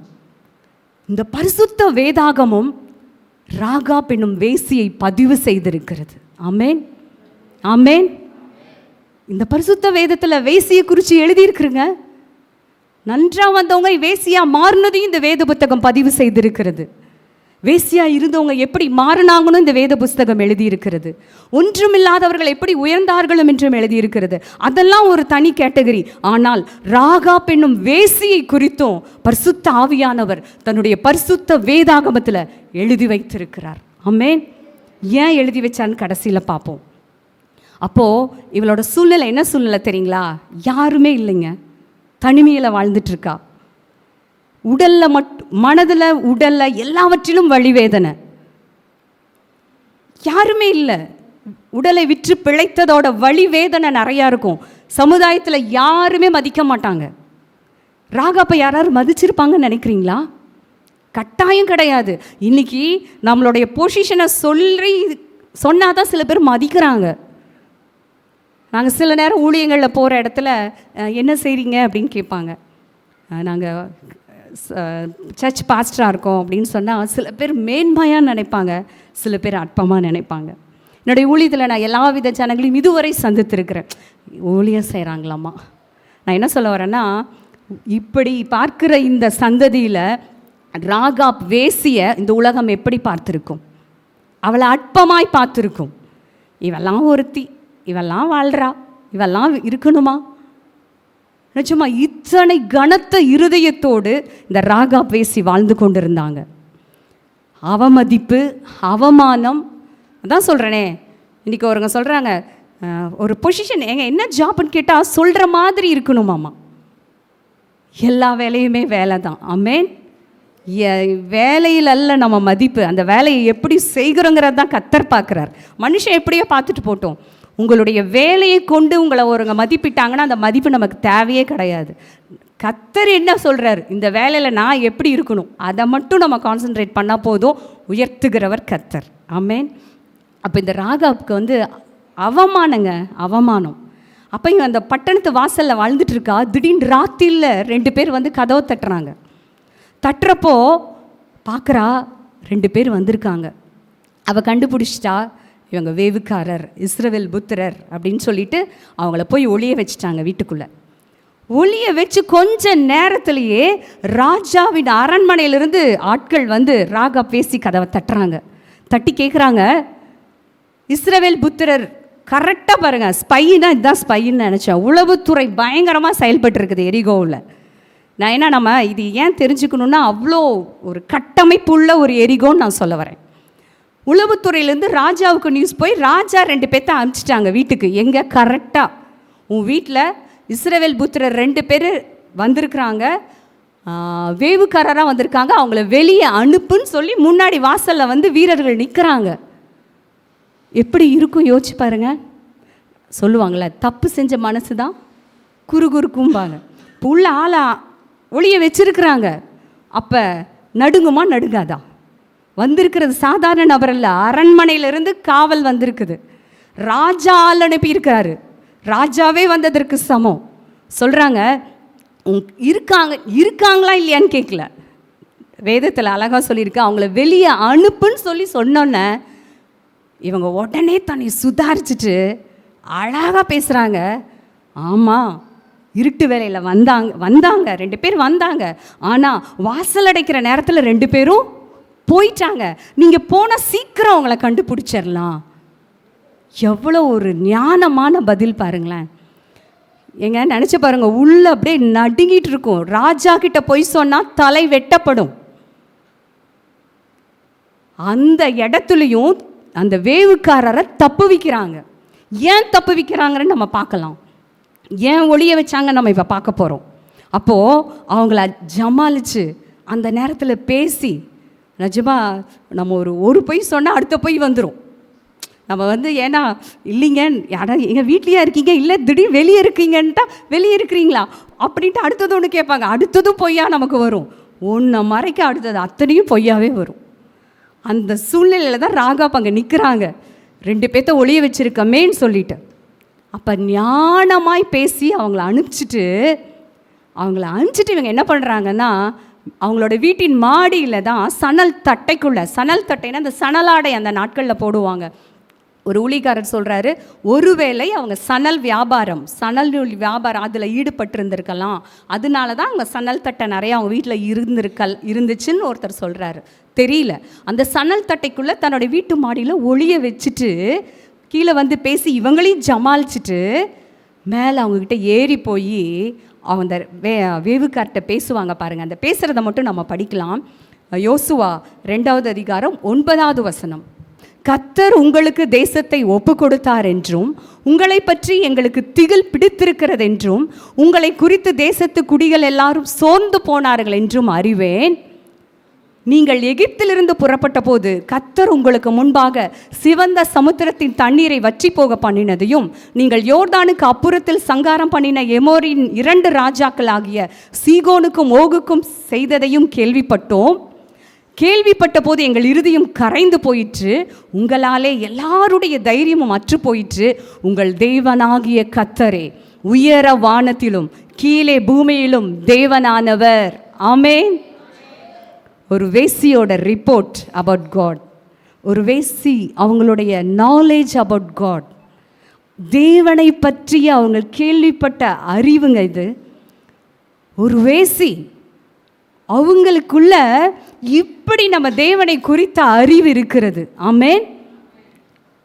நீங்கள் நல்லா யோசிச்சு பாருங்க, எரிகோ ராஜாவுக்கு இந்த அறிவு இல்லை. இந்த நியூஸ் அந்த தேசத்துக்கும் எரிகோ ஜனங்களுக்கும் எல்லாருக்கும் இது ஸ்ப்ரெட் ஆகிருக்கு. என்னன்னு ஸ்ப்ரெட் ஆகிருக்கு? ஐயோ, இந்த இஸ்ரவேல் புத்திரர் அவங்களோடு இருக்கிற தேவன் பெரியவர், அவர் சாதாரணமானவர் அல்ல, அவங்க எங்கே போனாலும் அவங்களுக்கு தான் ஜெயம். அவங்க போகிற இடத்துல செங்கடல் 2ஆய் பிளக்கப்பட்டுச்சு. 2 ராஜாக்களாகிய அவங்க பேர் சீகோனும் ஓகும், அவங்க 2 பேரும் வல்லமை மிக்க ராஜாக்கள். அவங்களோட ஹிஸ்ட்ரி எடுத்து நான் படித்தா அந்த ஓகு சீகு அவங்கெல்லாம் பார்த்தீங்கன்னா, அதனால தான் அந்த சங்கீதத்தில் வரும், ஓகை அழித்தவரை துதியுங்கள். ஏன்னா அவர் வல்லமையுள்ள ஒரு ராஜா. அந்த ராஜாவில் அவ்வளோ சீக்கிரம் எதிர்க்க முடியாது. ஆனால் இஸ்ரவேல் புத்திரர் இவங்க கர்த்தருடைய நாமத்தில் போகிறப்போ அவங்களெல்லாம் இவங்க ஜெயம் எடுத்தாங்க. செங்கடல் இவங்களுக்கு முன்பாக 2ஆய் பிளந்ததே. இவங்க தேவன் இவர்களுக்காக யுத்தம் பண்ணுகிறார். சொல்கிறாங்க ராகாப் என்கிற வேசி, ஐயோ உங்களால எங்கள் இருதயமெல்லாம் கரைஞ்சு போயிருச்சுங்கிறாங்க. நாங்களாம் பயந்துட்டுருக்குறோம், இந்த தேவன் பெரியவர், அவரை ஆராதிக்கிற உங்கள் நிமித்தம் நாங்கள் பயந்து கொண்டு இருக்கிறோம், நடுங்கி கொண்டு இருக்கிறோம், எங்கள் இருதயம் கரைந்து போயிருக்கிறது. அப்படி சொல்லிட்டு கடைசியில் ஒரு கன்ஃபஸ் பண்ணுறாங்க பாருங்க. அந்த 2 வேவுக்காரர்கிட்ட சொல்கிறாங்க, உங்கள் தேவனாகிய கர்த்தரே உயர வானத்திலும் கீழே பூமியிலும் தேவனானவர். ஆமென். எவ்வளோ பெரிய வார்த்தை தெரியுங்களா? வேவுக்காரர்கிட்ட இந்த ராகாப் என்கிற அந்த வேசி தன்னுடைய இருதயத்தை வெளிப்படுத்தி பேசுகிறாங்க. இப்போ அவங்க சொல்கிறாங்க, அதனால தான் நான் உங்களை ஒழிச்சு வச்சேன், அதனால தான் உங்களை நான் மறைச்சேன். எவ்வளோ பெரிய எதிர்ப்பு வந்தாலும் இந்த தேவனுக்காக அவள் நின்னதுக்கு காரணம் என்னன்னா, அவள் தேவனை குறித்து அறிந்த அறிவு. ஆமென். இந்த தேவனுக்காக நான் யாரை வேணாலும் ஒதுக்குவேன், இந்த தேவனுக்காக நான் யாரை வேணாலும் எதிர்ப்பேன், இந்த தேவனுக்காக நான் எதைய வேணாலும் விட்டுருவேன், ஏனால் இவர் பெரியவர். ஆமென். அவள் உயிரையே விட தைரியமாக இருந்தா. ஏன்னா ராஜா கேட்குறப்போ பொய் சொல்லி ஒருவேளை மாட்டிட்டோம், ஏன்னா இருக்கும் இல்லையா, நம்ம ஒருவேளை மாட்டிட்டோம்னா தலை வெட்டப்படும். வேசினாவே முதலையே மதிப்பில்லை, இதில் பொய் சொன்னன்னு தெரிஞ்சுதுன்னா நீங்கள் நினச்சி பாருங்கள், ஒளிய வச்சுட்டோம், இவங்க மறுபடியும் இந்த கோட்டை வாசல்லேருந்து போகிறப்பைக்கு இது யாராவது பார்த்து ராஜாவுக்கு சொல்லியிருந்தா ராகாப்புடைய தலை துண்டிக்கப்படும். அப்போ அவள் இவ்வளோ பேசுனதுக்கு காரணம் என்னென்னா, தேவனை குறித்த அறிவும் தைரியமும் விசுவாசமும். ஆமென். இந்த தேவன் பெரியவர். ஒரு வேசியோட ரிப்போர்ட்டுங்க. எனக்கு அந்த கடைசி வார்த்தை என்னை உலுக்கினது. உங்கள் தேவனாகிய கர்த்தரே உயர வானத்திலும் கீழே பூமியிலும் தேவனானவர். அவர் எரிகோ பட்டணத்துக்கு மாத்திரம் தேவன் அல்ல, அவர் ஏதோ எகிப்திற்கு மட்டும் தேவன் அல்ல, அவர் இந்தியாவிற்கு மாத்திரம் தேவன் அல்ல, அவர் அகில உலகத்தின் தேவன். ஆமென். அந்த தேவனை நாம் ஆராதித்து கொண்டிருக்கிறோம். அந்த தேவனுக்காக நிஜமாக சொல்கிறேன், என்ன எக்ஸ்ட்ரீம் வேணால் நம்ம போகலாம். ஆமென். அவருக்காக நான் யாரை வேணால் ரிஜெக்ட் பண்ணுவேன். ஆமென். இதுதாங்க ராகாப்புடைய விசுவாசம் அறிக்கை. என் வாழ்க்கையில் நான் எதிர்பார்த்தது எனக்கு நடக்காமல் போகலாம், நான் எதிர்பார்த்த காரியங்கள் எனக்கு நடக்காமல் போகலாம், என் வாழ்க்கை நான் எதிர்பார்த்த மாதிரி எனக்கு அமையாமல் போகலாம். ஆனால் இந்த தேவனுக்காக தான் நான் நிற்பேன். இந்த தேவனை விட்டு வேற தேவனை நான் வணங்க மாட்டேன். ஆமென். இதுதான் ராகாப்புடைய அறிக்கையாக இருந்தது. நான் ஒன்று சொல்கிறேன், இந்த அறிக்கையை அந்த வேவுக்காரர்கள் மாத்திரம் கேட்கவில்லை, தேவாதி தேவனாகிய கர்த்தர் கேட்டார். ஆமென். ஆமென் சொல்லலாமே. நீங்கள் நல்லா தெரிஞ்சுக்கோங்க, நீங்கள் அறைக்குள்ளேயோ இல்லை தனி நபர்கிட்டையோ நீங்கள் தேவனை குறித்து பேசுகிற வார்த்தையை அந்த நபர் மாத்திரமல்ல, தேவன் கேட்டுக்கொண்டு இருக்கிறார். நீங்கள் தேவனுக்காக நிற்கிறத யாருமே பார்க்காம இருக்கலாங்க, கர்த்தர் பார்த்துட்டு இருக்கார். நீங்கள் கர்த்தருக்காக உங்களை எந்த அளவு அவருக்காக ஓடிட்டுருக்கீங்களோ யாருமே ரெக்கார்ட் பண்ண வேண்டாங்க, பரலோகம் ரெக்கார்ட் பண்ணி கொண்டு இருக்கிறது. இது முற்றிலும் உண்மை. அவளுக்கு தெரியாதுங்க இந்த தேவன் சர்வ வியாபி, எங்கேயும் இந்த தேவன் வியாபித்திருக்கிறார் என்கிற அறிவெல்லாம் ராகாவுக்கு கிடையாது. அவள் ஒரு விக்கிரகத்தை வணங்கி கொண்டிருந்தவள். ஆனால் அவள் அந்த வேவுக்காரரை தேவனுடைய பிள்ளைகளை கனமாக நினச்சி சொல்கிறாங்க, இந்த தேவனே தேவன் என்று சொல்லி. அதை பரலோகம் கேட்டு, நான் அப்படி தான் இமேஜ் பண்ணுவேன், அதை பரலோகம் கேட்டது. தேவாதி தேவனாகிய கர்த்தர் கேட்டார். ஆமென். அதுக்கப்புறம் அவங்க லைஃப்பில் கர்த்தர் செஞ்சதை இன்றைக்கி நம்ம பார்க்க போகிறோம். ஆமென். இந்த நேரத்தில் நான் ஒன்று சொல்லிக்கொள்ள விரும்புகிறேன். தயவாய் என்னையும் சேர்த்து தான் நான் சொல்லுவேன், எப்பொழுதுமே என்னையும் சேர்த்து தான் நான் ஒரு காரியத்தை, வார்த்தை என்றைக்குமே ரெண்டு பக்கமே குத்தும். பேசுகிறவர்களுக்கும் பொருந்தும், கேட்கிறவர்களுக்கும் அது பொருந்தும். முடிந்த அளவில் முற்றிலும் நெகட்டிவான வார்த்தையை பேசாதீங்க. நான் செத்து போகிறேன், நான் போகிறேன், நான் உன்னோட வாழ மாட்டேன், நீ எனக்கு வேண்டாம், பிள்ளைகளா இது, ஐயோ எனக்கு எப்போ இந்த வாழ்க்கையே எனக்கு பிடிக்கல. நான் ஒன்று சொல்கிறேன், பிரச்சனைன்னு சில பேர் சொல்லுவாங்க என்கிட்ட, ஏன் மாதிரி பிரச்சனை யாருக்கும் இல்லைன்னு ஒருங்க சொல்லுவாங்க. அப்போ நான் சொல்லுவேன், தயவுசெய்து அப்படி சொல்லாதீங்க. பிரச்சனைக்கெல்லாம் அளவு கிடையாது. சின்ன பிரச்சனை, பெரிய பிரச்சனை, ஐயோ அந்த சிஸ்டருக்கு தான் ரொம்ப பிரச்சனை, ஐயோ இந்த பிரதருக்கு தான் பெரிய பிரச்சனை. நெவர். எல்லாருக்கும் பிரச்சனை இருக்குங்க, எல்லாருக்கும் பிரச்சனை இருக்குது. நான் என்ன சொல்ல வரேன்னா, உங்கள் வாழ்க்கையில் டே டு டே லைஃப்பில் நெகட்டிவான வார்த்தையை பேசுவதை முற்றிலும் நிறுத்திடுங்க. ஏன்னா நீங்கள் உலகத்தான் கிடையாது.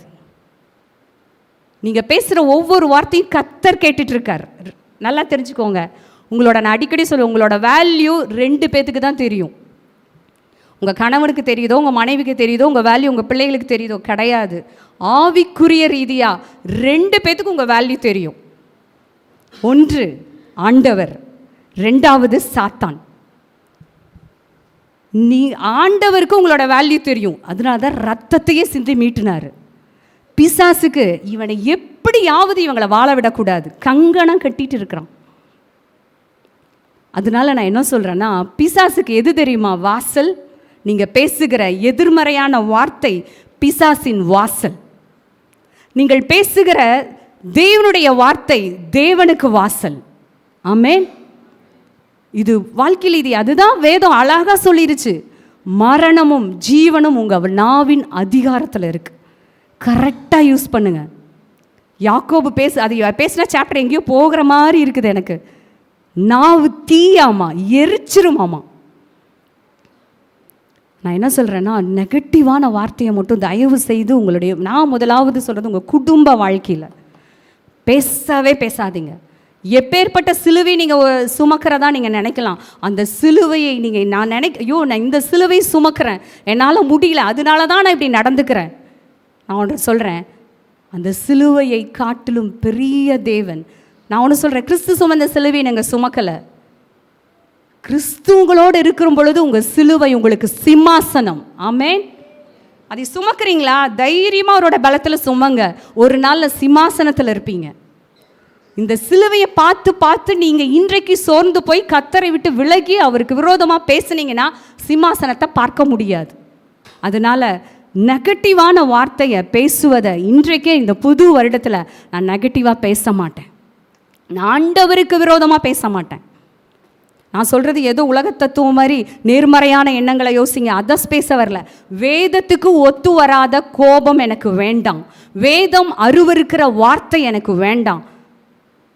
உங்கள் குடும்ப நபர்களை கெட்ட வார்த்தை சொல்லி பேசாதீங்க. கர்த்தர் அதை நிஜமாக சொல்கிறேன், கர்த்தர் மனஸ்தாபப்படுகிறார். அங்கே தான் நீங்கள் வாசலை ஓப்பன் பண்ணுறீங்க. உங்கள் பிள்ளைகளை குறித்து, உங்கள் கணவரை குறித்து, உங்கள் மனைவியை குறித்து கெட்ட வார்த்தை பேசாதீங்க. இது ஒரு பாடமாய் நம்ம எடுத்துக்கொள்ளலாம். நான் ஒரு நெகட்டிவான பாடத்தை சொன்னேன், பாசிட்டிவான பாடத்தை நம்ம ராகாப்லேருந்து கற்றுக்க போகிறோம். ஆமென். அவங்க சொன்னாங்க அவரே தேவனானவன் சொன்னாங்க இல்லையா? சொல்லிவிட்டு அடுத்தது ஒரு ரெக்வஸ்ட் சொல்லுவாங்க பாருங்கள். என்ன சொல்லுவாங்கன்னா, பேசுகிறேன், எனக்கு டைம் இல்லை, நான் சீக்கிரமாக மேட்ரை நான் சொல்ல விரும்புகிறேன். சொல்லிவிட்டு அவங்கக்கிட்ட என்ன தெரியுமா சொல்லுவாங்க, நான் உங்களுக்கு இப்படி ஒரு பாதுகாப்பு கொடுத்தேன்ல, ராஜாவின் கையிலிருந்து உங்களை தப்பு வச்சிருக்கிறேன்ல, நீங்கள் என்னையும் என் தகப்பன், என் தாய், என் சகோதரர், என் சகோதரிகள், என் குடும்பத்தை நீங்கள் பாதுகாப்பீங்களா? நினச்சி பாருங்க. ராகாப்போடைய அறிவு மேன்மையாக இருந்துச்சு, விசுவாசம் பயங்கரமாக இருந்துச்சு. இந்த இஸ்ரவேல் புத்திரர் வந்துட்டாங்க. இவங்க முன்னாடி எரிகோ எவ்வளவு பெரிய பட்டணமாக இருந்தாலும் இஸ்ரவேல் புத்திரருக்கு முன்பதாக அல்ல, இந்த இஸ்ரவேல் தேவனுக்கு முன்பாக நாம் தாழ்ந்து போவது நிச்சயம் அப்படின்னு ராகாப் நம்பினாங்க. ஆமென். அப்போது நம்பிட்டு அவங்க சொல்கிறாங்க, உங்களை நான் தப்பு வச்சேன்ல, எனக்கு ஒரு நிச்சயமான ஒரு அடையாளத்தை தாங்களேன், ஒரு சைன் தாங்க. ஒரு சைன் கேட்குறாங்க, ஒரு அடையாளத்தை தாங்க. நீங்கள் இனி போய் மறுபடியும் நீங்கள் அதாவது எங்கள் நாட்டை நீங்கள் எதிர்க்க வருவீங்கள்ல, அப்போ வரப்போ என்னையும் என் குடும்பத்தையும் நீங்கள் எங்கள் ஜீவனை அழிவுக்கு தப்புவிப்பதற்கு ஒரு அடையாளத்தை தாங்கன்னு கேட்குறான். ஆமென். எவ்வளோ ஞானமான பெண்மணின்னு பாருங்களேன். ஃபஸ்ட்டு அவளுடைய அறிக்கை அபாரம், விசுவாசம் அதை விட அபாரம். இவங்களே வேவு பார்க்க தான் வந்திருக்கிறாங்க. எரிகோவை பிடிக்க முடியுமா, அங்கே எப்படி, அங்கே அந்த நாடு எப்படி அப்படின்னு வேவு பார்க்க வந்தவங்க கிட்ட இவங்க விசுவாச அறிக்கை சொல்கிறாங்க, நீங்கள் நிச்சயம் ஜெயிச்சிருவீங்கன்னு. ஏன்னா உங்கள் தேவன் பெரியவர். எதுவுமே நடக்கலை, ராகாப்போட விசுவாசம் பெருசாக இருக்குது. அப்போ நீங்கள் நிச்சயம் வருவீங்க, நிச்சயம் நீங்கள் எரிகோவை பிடிச்சிருவீங்க. அப்போது என்னையும் என் குடும்பத்தையும் தப்புவிப்பதற்கு, எங்கள் ஜீவனை அழிவிலிருந்து தப்புவிப்பதற்கு ஒரு அடையாளத்தை தாங்கன்னு கேட்குறான். ஆமென். இவங்க விசுவாசம் பெருசாக இல்லையா? காரியமே நடக்கலை, இன்னும் போருக்கே வரல, இப்போ தான் வேவு பார்க்கவே வந்திருக்கிறாங்க. இவ சொல்கிறா, நீங்கள் தான் ஜெயிப்பீங்க, நாங்கள் தோற்று தான் போவோம். எங்கள் எரிகோ சுவரை குறித்து பாஸ்டர் ஒரு தடவை சொல்லியிருக்காரு. எரிகோ மதில் விழுந்துருச்சுங்கிறமே, அது மேலே ரதங்கள் ஓடலாம், 2 ரதங்கள் ஓடலாம். அதனுடைய அகலம் மிக பெரிது. நான் நினச்சேன், அது இன்னொரு நாள் அது எனக்கு ஆசை, அதை அந்த ஃபோட்டோவோட பிக்சரைஸ் பண்ணி காமிக்கணும்னு. நம்ம நினைக்கிறோம், நான் நினைத்திருக்கிறேன் சின்ன சுவர் தான் ஏதோ இடிஞ்சிருச்சுன்னு. கோட்டை சுவர் சாதாரணமானதல்ல. அப்படிப்பட்ட இடத்துக்கு வேவு வந்தப்ப காரியமே நடக்கலை. ராகாப் சொல்கிறா, நீங்கள் தான் ஜெயிப்பீங்கன்னு சொல்லி. ஏனென்று சொன்னால் தேவனுடைய வல்லமையை அவள் அறிந்திருந்தாள். ஆமென். சொன்னோன்னே அதுக்கு அவங்க 2 பேர் வேவுக்காரர் ஒன்று சொல்லுவாங்க. அங்கே தான் ஹைலைட்டே இருக்குது. என்ன சொல்லுவாங்கன்னா, சரிப்பா, நாங்கள் போயிட்டு நாங்கள் மறுபடியும் இங்கே வருவோம் இல்லையா, அப்போ நீங்கள் ஒரு சிவப்பு நூல் கயிறை இந்த ஜன்னலில் கட்டிரு. நாங்கள் இந்த எதிர்க்க வரப்போ அந்த சிவப்பு நூல் கயிறை பார்த்து இந்த வீட்டுக்குள் இருக்கிற ஒருவர் மீது கூட எங்கள் கை போடப்படாது. ஆமென். ஆமென் சொல்லுங்களேன். ஆமென் சொல்லலாமே. அவங்க அந்த வேவுக்காரர் 2 பேரும் அவளுக்கு சொன்ன, அவள் கேட்குறா, என் ஜீவன் தப்புவிக்கப்படணும், ஐயோ நான் எப்படியாவது வாழணும். ஒன்று தெரியுங்களா, எரிகோ பட்டணத்தை ஆண்டவர் அழிக்க சொல்லலை, அதாவது போய் எதிர்க்க சொல்லலை, அழிச்சிடவே சொன்னார். பட்டணத்தை சுட்டெரிச்சிருன்னாரு. தேவன் அவ்வளோ என்ன கொடூரமானவரா? அவ்வளோ பாவத்தின் மிகுதி. அந்த பட்டணத்தில் ஒருத்தரையும் விட்டுறாத. ராஜாலிருந்து கடை, அது ஒரு மிருக ஜீவன்கள் கூட விடக்கூடாது. அத்தனை பேரும் சுட்டரிக்கப்பட வேண்டிய இடத்துல இதெல்லாம் இனி நடக்க போகுது. இவ ஒன்றே ஒன்று கேட்குறா, என் ஜீவனை தப்பு வைக்கணும், எனக்கு ஒரு அடையாளத்தை தாங்க, உங்களை நான் பாதுகாத்தேன்ல, எனக்கு ஒரு தயவு தாங்கன்னு கேட்குறா. அப்போ அவங்க சொல்லுவாங்க, அதுதான் சரிப்பா, நாங்கள் வரப்போ உங்கள் வீட்டில் இந்த வசனம் மட்டும் நம்ம படிக்கலாம். அப்பொழுது அந்த மனுஷர் அவளை நோக்கி, இதோ நாங்கள் தேசத்துக்குள் பிரவேசிக்கும் போது நீ இந்த சிவப்பு நூல் கயிற்றை எங்களை இறக்கிவிட்ட ஜன்னலிலே கட்டி உன் தகப்பனையும் உன் தாயையும் உன் சகோதரர்களையும் உன் தகப்பன் குடும்பத்தார் அனைவரையும் உன்னிடத்தில் உன் வீட்டிலே சேர்த்துக்கொள் அப்படின்னு சொல்லுவாங்க. அதுக்கப்புறம் நிறையா வரும். இந்த வீட்டுக்குள்ளே எங்கள் கையை நாங்கள் வைக்க மாட்டோம், இப்படி நீ செஞ்சிட்டீன்னா, அப்போ இது ஒன்று சொல்கிறாங்க, நீ இப்படி செய்யலைன்னா எங்களால் காப்பாற்ற முடியாது. நீ சிவப்பு நூல் கயிறை கட்ட மறந்தினா உன் குடும்பத்தை எங்களால் காப்பாற்ற முடியாது. கட்டிட்டீன்னா காப்பாற்றப்படுவாய். சிவப்பு நூல் கயிறை கட்டலைன்னா இந்த ஆணைக்கு நாங்கள் பொறுப்பல்ல, உன் ஜீவனுக்கு நாங்கள் பொறுப்பல்ல. ஆமென். அது ரொம்ப ஹைலைட்டான ஒரு விஷயம், சிவப்பு நூல் கயிறு. அப்போது அவங்க சொல்கிறாங்க, இந்த சிவப்பு நூல் கயிறை மட்டும் கட்டிருமா, நிச்சயம் அந்த வீட்டுக்குள்ள எத்தனை பேரை வேணால் நீ சேர்த்திக்கோ. உன் தகப்பன், தாய், பிள்ளைகள். அப்பா அந்த காலத்துலலாம் குடும்பம்னா சாதாரணமாக இருக்க மாட்டாங்க. ஒரு குடும்பத்துக்கே 10 பேர் 12 பேர் இருப்பாங்க குறைஞ்சது. நான் சொல்கிறது, யாக்கோபுக்கே 12 பிள்ளைங்க, அப்படி தான் நீங்கள் கணக்கு போடணும். ஒவ்வொருத்தருக்கும் 12 டஜனாக தான் இருக்கும். அப்போது அவங்க சொல்கிறாங்க, இந்த சிவப்பு நூல் கட்டப்பட்ட உன் வீட்டுக்குள்ள எத்தனை பேரை வேணால் சேர்த்துக்கோ, நாங்கள் கை வைக்க மாட்டோம். ஆனால் அடுத்தது சொல்லுவாங்க, இந்த வீட்டுக்குள்ளே இருந்து நாங்கள் இந்த தேசத்துக்குள்ளே பிரவேசிக்கிறப்ப நீ சிவப்பு நூல் கயிறையும் கட்டி, ஒருவேளை இந்த அறைக்குள்ளே அவங்க வராமல் போனால், நீ எதிர்பார்க்குற நபர் வராமல் போனாலும் எங்களால் ஒன்றும் செய்ய முடியாது. அவங்க 2 கண்டிஷனை வைக்கிறாங்க. உன் வீட்டில் சிவப்பு நூல் கயிறை கட்டிடு, 2வது எல்லாத்தையும் உன் வீட்டுக்குள்ளே சேர்த்துக்கொள். உன் வீட்டிலேருந்து வாசல்லேருந்து வெளியே யாரும் போயிடக்கூடாது. போனாங்கன்னா அதுக்கு நாங்கள் உத்தரவாதம் இல்லை. அப்போ அவள் சொல்கிறா, கட்டாயமா சரின்னு சொல்லிட்டு அவங்கள ஜன்னல் வழியாக இறக்கி விட்டுட்டு, இந்த ராகாப் என்கிற வேசி என்ன பண்ணுவாங்கன்னா, உடனே ஒரு அவங்க எப்போ வரப்போகிறாங்கன்னு தெரியாது, எந்த நாளில் வரப்போகிறாங்கன்னு தெரியாது, 1 வருடமோ 2 வருடமோ தெரியாது. ஆனால் உடனே கீழ்ப்படிந்து அவள் ஜன்னல் அந்த சிவப்பு நூல் கயிறை கட்டினாள். ஆமென், ஆமென் சொல்லலாமே.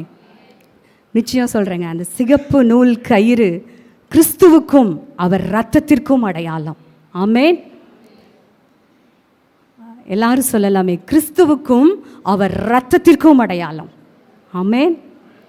ராகாப் அந்த சிவப்பு நூல் கயிறோட வலிமை பெருசு. ஏன்னா அது கிறிஸ்துவுக்கு நிழலாட்டம், அது அவருடைய இரத்தத்திற்கு பாதுகாப்புக்கு ஒரு நிழலாட்டம். பழைய ஏற்பாடு கிறிஸ்துவின் நிழலாட்டம், புதிய ஏற்பாடு கிறிஸ்துவின் நிஜம். ஆமென். அப்போது அந்த சிகப்பு நூல் கயிறுக்குள்ளே வந்தவங்களுக்கு விசேஷித்த பாதுகாப்பு, சாதாரண பாதுகாப்பு இல்லைங்க. நீங்கள் நல்லா புரிஞ்சுக்கணும். பட்டணமே சுட்டெரிக்கிறாங்க, ஆனால் இந்த வீட்டுக்குள்ளே இருக்கிற ஒவ்வொருவரும் தப்புவிக்கப்படுகிறார்கள். பட்டணம் அழிகிறது, பட்டணம் சங்காரத்தினால கண்ணீர் விடுகிறது, குடும்பம் அழியுது, பிள்ளை அழியுது, தகப்பன் அழியிறான், வெளியே சங்காரத்தின் குரல். ஆனால் இந்த வீட்டுக்குள்ளேயோ பாதுகாப்பு. ஆமென். நிஜமாக சொல்கிறேன், உங்களையும் என்னையும் கிறிஸ்து அவருடைய இரத்தத்துக்குள்ளே வைத்திருக்கிறார். ஆமென். அங்கு சங்காரம் கிடையாது, அங்கே அழிவு கிடையாது, அங்கு பாதுகாப்பு மட்டுமே. ஆனால் நம்ம சில நேரம் நினைக்கிறோம், என்ன வாழ்க்கை. எங்ககிட்ட ஒரு பிரதர் போன வாரம் ஃபோன் அடித்தார். ஒரு 50 வயது உள்ள ஒரு நபர், பாஸ்டர் என்னங்க பாஸ்டர், எவ்வளோ தான் ஜெபம் பண்ணாலும் ஒன்றுமே நடக்க மாட்டேங்குதே, நான் நினச்சது ஒன்றுமே நடக்கலை, என்ன சர்ச்சுக்கு போகிறோம் வரோம் ஜெபிக்கிறோம், ஒன்றுமே நடக்க மாட்டேங்குதே, என்ன வாழ்க்கை, நிஜமாலுமே எல்லாம் வெறுப்பாக இருக்குது அப்படின்னு அவருக்கு ஃபோன் அடித்தார். அப்போ பாஸ்டர் கொஞ்சம் நேரம் அவர்கிட்ட பேசிட்டு வந்துட்டு என்கிட்ட சொன்னார், இதுக்கு தான் சரியான சத்தியத்தில் வளரணும். நீ கத்தருக்காக எழும்புங்கிறது 2வதாக இருக்கணும். முதல்ல என்ன தெரியுமா? கிறிஸ்து உனக்காக எல்லாவற்றையும் செய்திருக்கிறாருங்கிறத முதல் சத்தியமாக இருக்கணும்.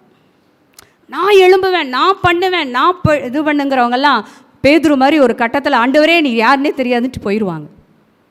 அதே ஆண்டவரே நீங்கள் இவ்வளோ என்னை நேசிக்கிறீங்களா, இவ்வளோ என்னை விசாரிக்கிறீங்களா, இந்த அன்பை பார்த்துட்டு நான் சும்மா இருக்க மாட்டேன், உங்களுக்காக வைராக்கியமாக வாழுவேன். இந்த ஃபார்முலாக்கு இப்படி வந்தால் தாங்க கிறிஸ்தவ வாழ்க்கையில் நிஜமாக நீங்கள் சலிப்பு தட்டாது, விரக்தி வராது.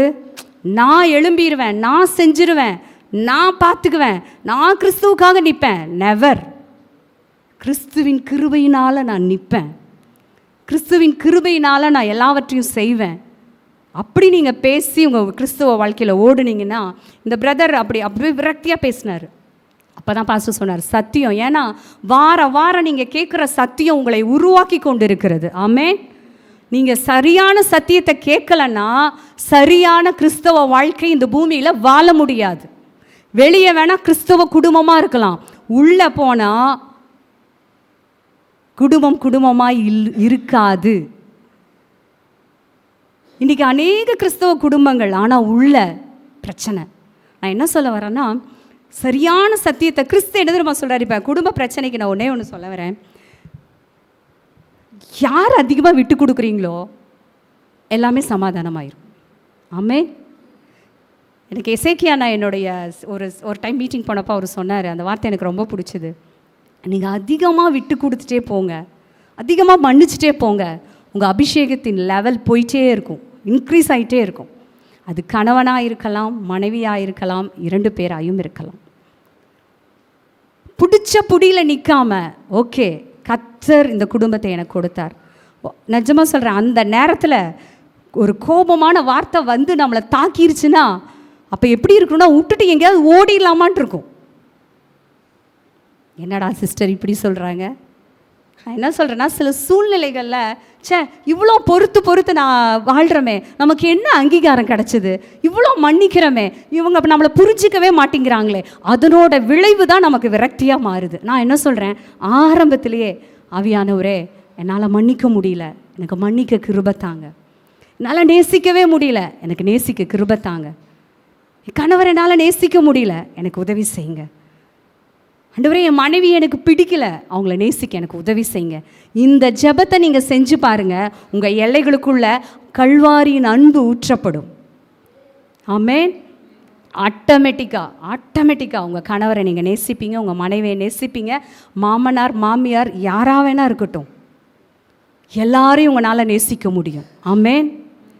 என்னால் முடியாதுங்க, எனக்குள்ளே இருக்கிற கிறிஸ்து எனக்குள்ளே இருப்பதுனால, எனக்குள்ளே அந்த கல்வாரி அன்பு ஊற்றப்பட்டு இருக்கிறபடியினால தான் என்னால் மன்னிக்க முடியும். நான் ஒரு பெரிய மன்னிக்கிறவள் கிடையாது, நான் மறக்கிறவள் கிடையாது. எனக்குள்ளே இருக்கிறவர் எனக்கு சொல்லித்தராரு, மன்னிச்சிரு, மறந்துரு, என்னை சொல்லி கொடுத்துட்டு வளர்த்திட்டு இருக்கிறார். நிஜமா ஜாய்ஸ் மேயர் ஒரு தடவை அவங்க கணவர்கிட்ட பயங்கரமான சண்டை, கணவரை மன்னிக்கவே முடியலையாம்.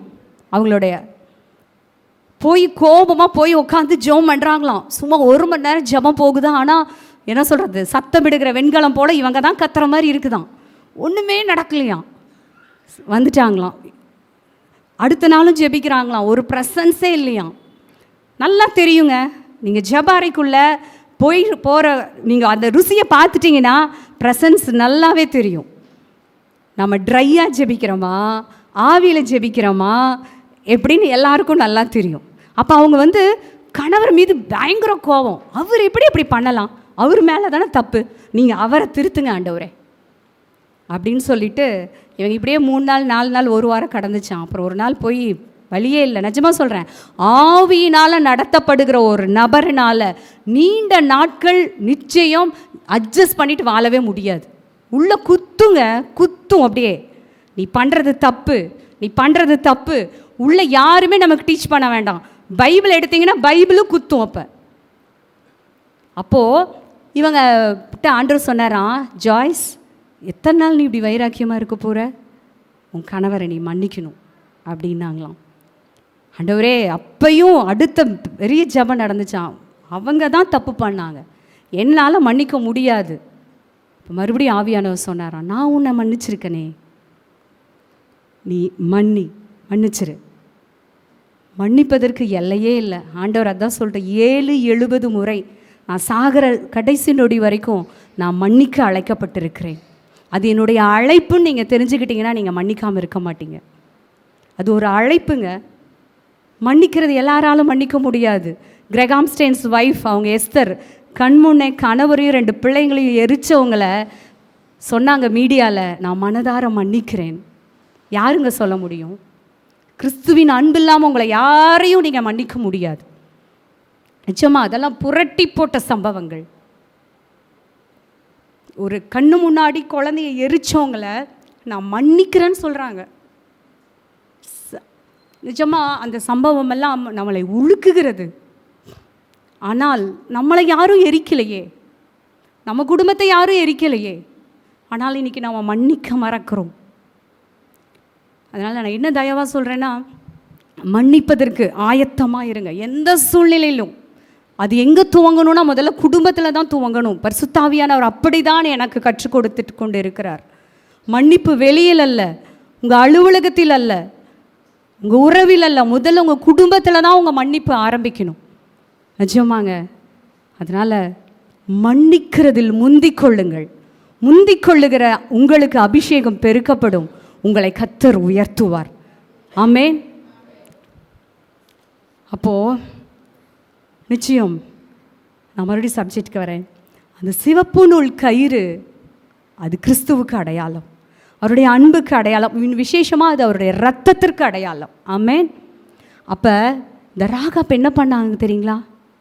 ஓடி போய் இவ பட்டணத்தை, நான் சொன்னேன், இவ பட்டணத்தில் வெளியில் கேட்பாரற்று யாரும் இல்லாமல் அனாத மாதிரி கிடக்கிற ஒரு ராகாப் ஓடுறாங்க, ஒரு ஊழியத்தை செய்கிறான். ஆமென். தனக்கே 1000 வழி, தனக்கே 1000 மனசில் வழி. நினச்சி பாருங்க. அப்பா அம்மா வந்து கேட்டாங்களா? இவ தனியாக வாழ்ந்துட்டுருக்காங்க அங்கே. ஆனால் பாதுகாப்புன்னு வந்தோன்னா தன் குடும்பத்தை நினைக்கிறா, மற்றவங்களை நினைக்கிறா. இன்றைக்கி சில பேர் எங்கள் அப்பா அம்மாவே என்னை கண்டுக்கிறது இல்லை, அவங்களுக்கு இதுக்கு போய் நான் செய்யணும்? என் பிள்ளையும் என் பையனுமே என்னை என்னன்னு கூட கேட்குறதில்ல, அவங்களுக்கு நான் ஏன் செய்யணும்? இவள் ஒரு வேசி, அனாதையை போல் இருந்தவ இந்த இடத்துல அழிவு வருதுன்னு நினச்சோன்னே தன்னை மட்டும் காப்பாற்ற சொல்லி கேட்கல, தன் குடும்பத்துக்காகவே திறப்பில் நிற்கிற மாதிரி நின்று கேட்டுட்டு ஓடுறாங்க பட்டணத்துக்குள்ளே. அவள் அப்படி நடந்து போகிறப்ப கூட வேசி பட்டணத்துக்குள்ளே வராருன்னு சொல்லி அவளை அசிங்கமாக பேசியிருப்பாங்க. ஏன் தெரியுமா? அந்த வேசியோட இது பட்டணத்தின் வாசல் இருந்துச்சு, அவளுக்கு உள்ளெல்லாம் அலௌடு கிடையாது. பட்டணத்தில் சக மனிதரோட வாழுவதற்கு அவளுக்கு உரிமை இல்லை. ஏனென்று சொன்னால் அவள் நடத்தை கெட்டவள், அவள் பாவத்தின் உருவம். அதுதான் எல்லாம் ஒரு. ஆனால் அந்த நேரத்தில் ஓடுறா, ஓடி போய் தன் தகப்பனை சந்திக்கிறா, தாயை சந்திக்கிறா, தன்னுடைய சகோதரியை சந்திக்கிறா, தன்னுடைய சகோதரனை சந்திக்கிறா, எல்லாத்தையும் பார்த்து கூப்பிடுறா, வாங்க ஒரு பெரிய அழிவு வரப்போகுது, இஸ்ரவேல் புத்திரர் வந்து இதை பிடிக்க போகிறாங்க, நீங்கள் என் வீட்டுக்குள்ளே வந்துடுங்க, நிச்சயம் நீங்கள் தப்புவிக்கப்படுவீங்க, வாங்க வாங்கன்னு போய் ஊழியத்தை செய்கிறாள். ஆமென். பாஸ்டர் நீ காலையில் ஃபஸ்ட்டு சாங்க்கு வந்திருந்தீங்கன்னா தெரியும், வர்ஷிப்லேயும் சொன்னாங்க, அது ஆவியானவருடைய வார்த்தை. இந்த உலகத்தில் நான் வாழ்கிறக்கு ஒரே அர்த்தம், அவருடைய ராஜ்யம் என் மூலியமாய் விரிவாக்கப்பட வேண்டும். ஆமென். ஏதோ ஒரு குடும்பத்துக்காக மாத்திரம் நம்ம வாழலை, ஏதோ ஒரு காரியத்துக்காக நான் வாழலை, நான் அந்த இயேசுவுக்காக வாழ்ந்து கொண்டிருக்கிறேன். என் காலகட்டத்தில் என்னுடைய நாட்களுக்குள்ள எப்படியாவது தேவனுடைய ராஜ்யம் என் மூலியமாய் விரிவாக்கப்பட வேண்டும், அதற்காக தான் நான் வாழ்ந்து கொண்டிருக்கிறேன். ஆமென். ஆமென் சொல்லலாமே. இது ஏதோ நீங்கள் நினச்சிடாதீங்க முழு நேரம் ஊழியக்காருக்கு தான் இதெல்லாம் பொறுப்பு, கிடையவே கிடையாது. நானும் இவர் முழு நேரமாக நிற்கலாம், ஆனால் சபை விசுவாசிகளாகி நீங்கள் இந்த இடத்துல இல்லைன்னா இது சபை கிடையாது.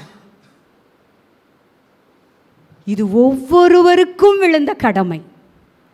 ஒரே ஒரு வாழ்க்கையில் கிறிஸ்துவுக்காக ஊழியம் செய்யுங்க. ஆமென். நீங்கள் கிறிஸ்துவின் ராஜ்யத்துக்காக எதை செய்கிறீர்களோ அது மாத்திரம்தாங்க ரெக்கார்ட் ஆகும். கிறிஸ்துவை முன்னிட்டு நீங்கள் யாரை மன்னிக்கிறீர்களோ ரெக்கார்ட் ஆகும். கிறிஸ்துவை முன்னிட்டு எந்த ஊழியத்தை இந்த செய்கிறீங்களோ அது ரெக்கார்ட் ஆகும். கிறிஸ்துவை முன்னிட்டு நீங்கள் எதையெல்லாம் தாங்கிட்டு ஓடுறீங்களோ அத்தனையும் தேவன் பரலோகத்தில் ரெக்கார்ட் பண்ணிகிட்டே இருக்கார். ஆமென். அது மட்டும்தான் ரெக்கார்ட் லிஸ்ட்டில் இருக்கும். நம்ம நினைக்கிறோம் பார்த்தீங்களா, இது செஞ்சிட்டேன் அது செஞ்சிட்டேன், அதெல்லாம் பிளாங்க் லிஸ்ட். கிறிஸ்துவுக்காக எதையை நீங்கள் மன்னிக்கிறீங்களோ, எதையை ஏற்றுக்கொள்கிறீங்களோ அது மட்டும்தான் ரெக்கார்ட் ஆகும். அப்போது இந்த ராகாப் வேசி ஓடுறா. எதுக்கு ஓடுறான்னா, தான் குடும்பத்தை காப்பாற்றணுமே. ஐயோ, என் தகப்பனை அழிஞ்சிருவாங்களே. இவ தனியாக கிடந்தப்போ ஒருத்தரும் வந்து விசாரிக்கல. ஏன்ப்பா இப்படி தனியாக இருக்க, வேண்டாம் வாப்பா கூப்பிட்டுருக்கலாமே. ஆனால் இவ அதெல்லாம் நினைக்கல, தன்னுடைய காயத்தை நினைக்கல, தன்னுடைய நிலையை நினைக்கல. எனக்கு வலி, எனக்கு வேதனை, எனக்கு பிரச்சனை, எல்லாத்தையும் ஓரமாக வச்சுட்டு ஓடி போய் அவங்களெல்லாம் கூப்பிடுறா. அவங்களும் கீழ்ப்படிஞ்சு எல்லாரும் இந்த அறைக்குள்ளே வந்துட்டாங்க. ஆமேன். அவள் வீடு, ஒரு வேசியின் வீடு, ரொம்ப பெருசாக இருக்க வாய்ப்பில்லை. அந்த வீட்டுக்குள்ளே எவ்வளோ பேர் வேணால் சேர்த்துக்க சொல்கிறாங்க. ஆமேன் ஆமேன். அப்பா, அம்மா, அண்ணன், தங்கச்சி, அக்கா மட்டும் இல்லை, அவங்க பெற்றெடுத்த குழந்தைகளை கணக்கு போடுங்க. நான் தான் சொன்னேனே, அந்த நாட்களில் குறைஞ்சது 12. இத்தனை பேத்தையும், அது மட்டும் இல்லைங்க, நபர்கள் மாத்திரமல்ல, அவள் ஒரு ரெக்வஸ்ட் வைப்பா, அவர்களுக்கு உண்டான யாவற்றையும். ஆடு மாடெல்லாம் இருந்துச்சா எனக்கு தெரியல, எல்லாத்தையும் போய் அந்த வீட்டுக்குள்ளே அடைக்கிறா. சிகப்பு நூல் கயிறு தொங்குது, எல்லாத்தையும் கூட்டிகிட்டு போய் அடைக்கிறா. It's amazing. என்ன தெரியுமா, அவங்க தேசத்துக்குள்ளே படையெடுத்து வராங்க, அந்த வீட்டுக்குள் இருந்த அத்தனை பேரும் காப்பாற்றப்படுகிறார்கள். ஆமேன் ஆமேன். அந்த வீட்டுக்குள் இருந்த ஒருவர் மீதும் பட்டயம் விழவில்லை. ஆமேன். நிச்சயம் கர்த்தர், நான் இது என்ன சொல்கிறேன்னா, இது நிழலாட்டம். நிஜம் என்ன தெரியுமா, சபையாகிய உங்களை, என்னைய கிறிஸ்துவின் இரத்தத்துக்குள்ளே தேவன் வைத்திருக்கிறார். பழைய ஏற்பாட்டில் சங்காரம் இருக்கலாம், புதிய ஏற்பாட்டில் சங்காரம் கிடையாது. எந்த ஜாதியானும் இந்த வீட்டிற்குள்ளே வரலாம், எந்த மொழி பேசுகிறவர்களும் இந்த வீட்டுக்குள்ளே வரலாம், எத்தனை பேர் வேண்டுமானாலும் வரலாம். ஆமேன். அப்படி நம்மளை இந்த ஒரே ஒரு வசனம் நம்ம வாசிக்கலாம், திருப்பிக் கொள்ளலாம். எபிரேயர் 12:24. சீக்கிரமாய் நான் முடிச்சிடுறேன். ஓகே, இதுதான் நம்மளோட பொசிஷன். இப்போ நீங்கள் எங்கே இருக்கீங்கிறதுக்காக தான் இந்த நான் வசனத்தை வாசிக்கிறேன். நீங்கள் ஒரு வீட்டுக்குள்ளே இல்லை, நீங்கள் பெரிய பங்களாக்குள்ளே இருக்கலாம், ஆனால் அந்த பங்களாக்குள்ளே நீங்கள் இல்லை. ஒரு பெரிய அரண்மனை இல்லை, என் வீடு இல்லை, சின்னது குடிசை, அதுக்குள்ளே நீங்கள் இல்லை. நீங்கள் எங்கே தெரியுமா கர்த்தர் உங்களை வச்சிருக்கிறாரு? புது உடன்படிக்கையின் மத்தியஸ்தராகிய இயேசுவினிடத்திற்கும் ஆபேலுடைய இரத்தம் பேசினதை பார்க்கிலும் நன்மையானவைகளை பேசுகிற இரத்தமாகிய தெளிக்கப்படும் இரத்தத்திடத்திற்கும் வந்து சேர்ந்தீர்கள். ஆமேன். இங்கே வந்து சேர்ந்தீர்கள். இந்த உன்னாள் டிரான்ஸ்லேஷன் என்ன தெரியுமா இருக்குது? உங்கள் மேலெல்லாம் ரத்தம் தெளிக்கப்பட்டு இருக்கிறதுன்னு சொல்லியிருக்கு. இன்னொரு டிரான்ஸ்லேஷனில் நீங்கள்லாம் தெளிக்கப்பட்ட ரத்தத்துக்குள்ளே இருக்கிறீங்க. ஆமேன். இந்த கால வேளையில் நான் யாரெல்லாம் விசுவாசிக்கிறீங்க? நான் ரத்தம் தெளிக்கப்பட்ட அதுக்குள்ளே நான் வாழ்ந்துட்டுருக்கேன். நான் கிறிஸ்துவின் தெளிக்கப்பட்ட அந்த ரத்தத்துக்குள்ளே இருக்கிறேன். இதை அடிக்கடி கன்ஃபஸ் பண்ணுங்கள். டாக்டர் என்ன வேணால் சொல்லலாம், சூழ்நிலை என்ன வேணால் சொல்லலாம், உங்கள் வறுமை என்ன வேணால் உங்களை பார்த்து சொல்லலாம், உங்கள் உறவு உங்களை என்ன வேணால் பார்த்து சொல்லலாம். இனி அவ்வளோதான் நினைக்கலாம். கிடையாது. நீங்கள் இருக்கிற இடம் கிறிஸ்துவின் இரத்தத்தின் கீழே. ஆமென். இதுதான் உங்களுடைய என்னுடைய பொசிஷன். நான் அங்கே தான் இருக்கிறேன். என்னை சங்கார தூதன் அணுக முடியாது. என்னை மட்டும் இல்லைங்க, உன்னை நல்லா நினச்சிக்கோங்க. உங்கள் வீட்டில் நீங்கள் கிறிஸ்துவுக்காக எழும்புனீங்கன்னா உங்கள் நிமித்தம் உங்கள் வீடே பாதுகாக்கப்பட்டு கொண்டு இருக்கிறது. ஆமேன். கணவர் ரட்சிக்கப்படாமல் இருக்கலாம், பிள்ளைகள் ரட்சிக்கப்படாமல் இருக்கலாம், ஆனால் உங்கள் நிமித்தம் அந்த ரத்தத்தின் பாதுகாப்பு அவங்க மீது இருக்குது. எப்படி சிஸ்டர் சொல்கிறீங்க? ராகாப் ஒன்று தான் ஆண்டவரை விசுவாசிச்சா, ராகாப் ஒன்று தான் ஆண்டவரை அறிக்கை செஞ்சா. அவங்க அப்பா அம்மாலாம் என்ன செஞ்சாங்க? அறிக்கை செஞ்சாங்களா? பாவ மன்னிப்பு பெற்றாங்களா? ஆட்டுக்குட்டியை வெட்டினாங்களா? அவ சொன்னா, சிகப்பு நூல் கட்டப்பட்டிருக்கிறது, வாருங்கள் என்று அழைத்தால் குடும்பமே வந்து அடைக்கலமாயிற்று. ஆமேன். இந்த இடத்துல நான் என்ன சொல்ல வரேன்னா, ஃபஸ்ட்டு கிறிஸ்துவின் ரத்தம் மேலான பாதுகாப்பு. கிறிஸ்துவின் ரத்தத்தை அடிக்கடி நீங்கள் கன்ஃபஸ் பண்ணுங்கள், அடிக்கடி நீங்கள் அதை சொல்லுங்கள். வியாதியின் நேரத்தில் கிறிஸ்துவின் ரத்தத்தின் மேன்மையை பேசுங்க.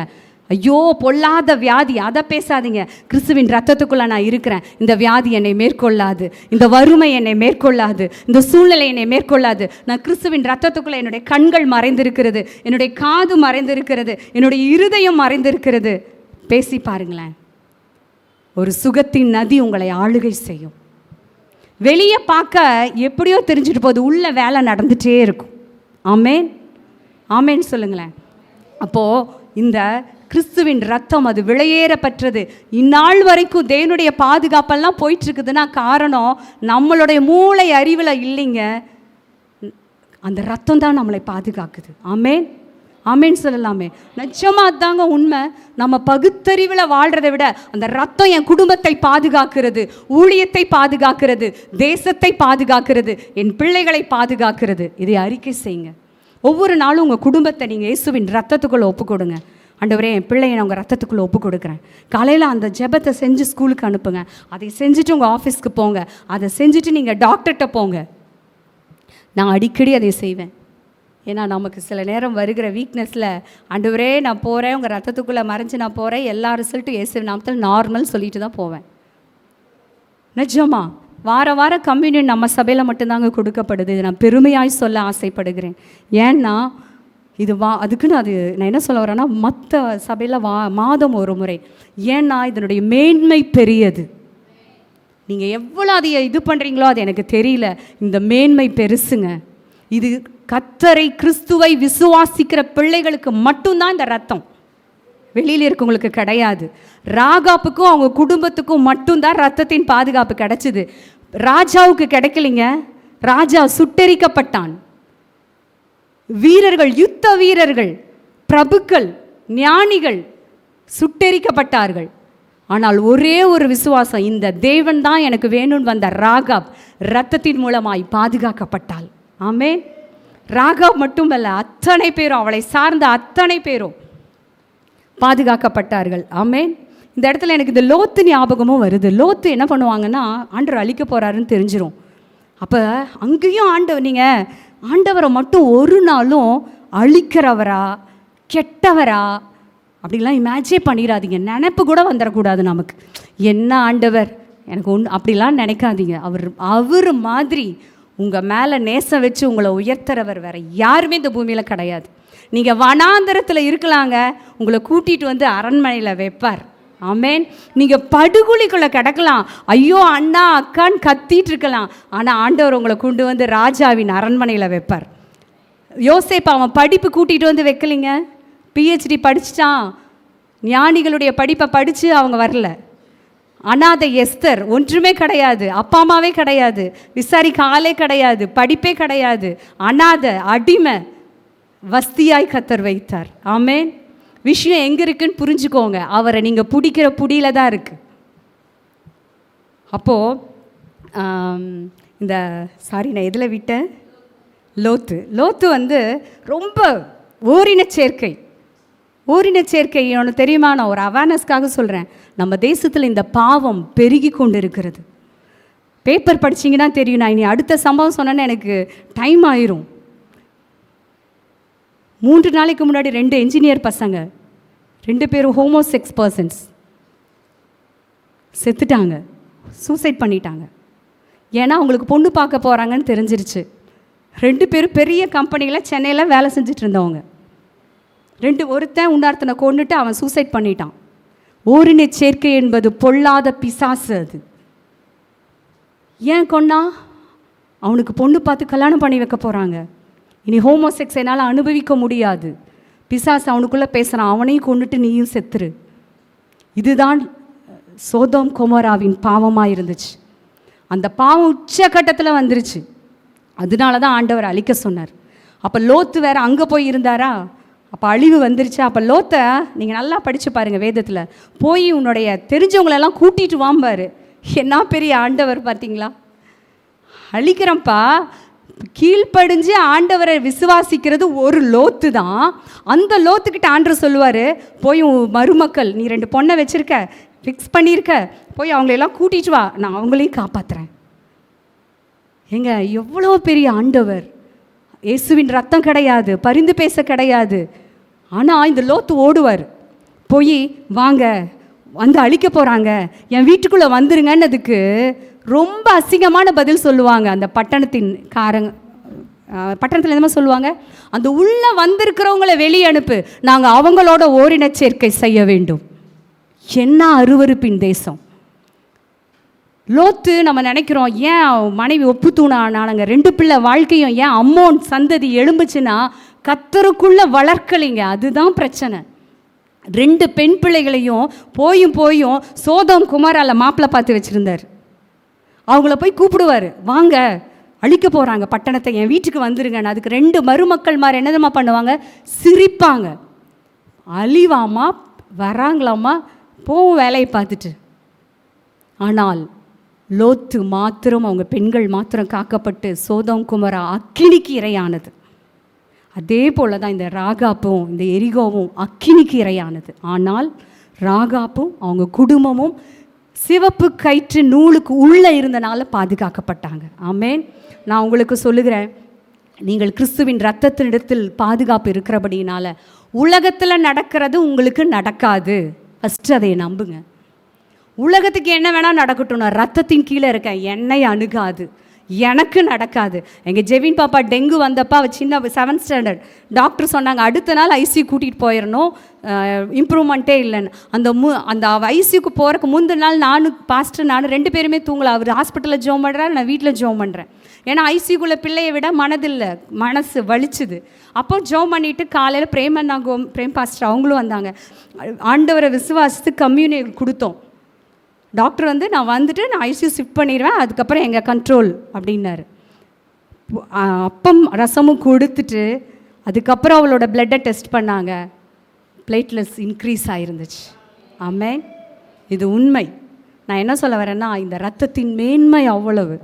டாக்டர் ஐசியூ ஷிஃப்ட் பண்ணலான்னு சொல்லலாம், உங்கள் கர்த்தர் உங்களை ஐசியூக்குள்ளே விடமாட்டார். ஆமேன். டாக்டர் என்ன வேணால் சொல்லட்டும், நீங்கள் ஆராதிக்கிற தேவன் நீங்கள் ஐசியூக்குள்ளே இருக்கிறத அவர் விரும்பலை. இந்த விசுவாசத்தை ஒரு நாளும் விடாதீங்க. ஒரு பாஸ்டர் சொன்னார், எங்கள் சர்ச்சில் 5 டாக்டர்ஸ் இருக்காங்க, நான் ஹாஸ்பிட்டலுக்கு போயிட்டேன், 5 பேர் என் கூடையே இருந்தாங்க. டாக்டர் நான் இருக்கேன் சென்னையில் அப்படின்னு அவரை நல்லா பார்த்துக்கிட்டே வந்துட்டு இருந்தாங்களாம். கடைசியில் நீங்கள் ஒரு வாரம் ஐசியூவில் இருக்கணும்னாங்களாம். இவருக்கு நடுங்குச்சான், என்னடான்னு. உடனே ஐசியூக்குள்ளே போகிறப்ப டாக்டரோட அதை விசுவாசி தானே, பாஸ்டருக்கு வந்து விசுவாசி, கையை பிடிச்சிட்டு டாக்டரை பார்த்து சொன்னாங்களாம், தம்பி என்னோட வந்துரு தம்பி, உள்ள எனக்கு பயமாக இருக்குது தம்பி அப்படின்னப்போ அந்த விசுவாசி டாக்டர் சொன்னாங்களாம், ஐயா இதுக்கு மேலே நான் உங்களோட உள்ளே வர முடியாது, இது வரைக்கும் உங்களுக்கு நான் கூட்டத்தில் முன்னாடி டோக்கன் போட்டு உங்களை கூட்டிகிட்டு போய் பார்த்து உங்களுக்கு எல்லாம் நான் பண்ணியிருக்கலாம், ஐசியூக்குள்ளே நான் உள்ளே வர முடியாது, இது ரூல்ஸ் அல்ல. அப்போ சொன்னார் அந்த பாஸ்டர், அந்த ஐசியூக்குள்ளே ஆண்டவர் மட்டும்தான் என் கூட இருந்தார். ஆமே. எல்லா சூழ்நிலையிலும் யாருமே நம்மளோட வர முடியாது ஆண்டவரை தவிர.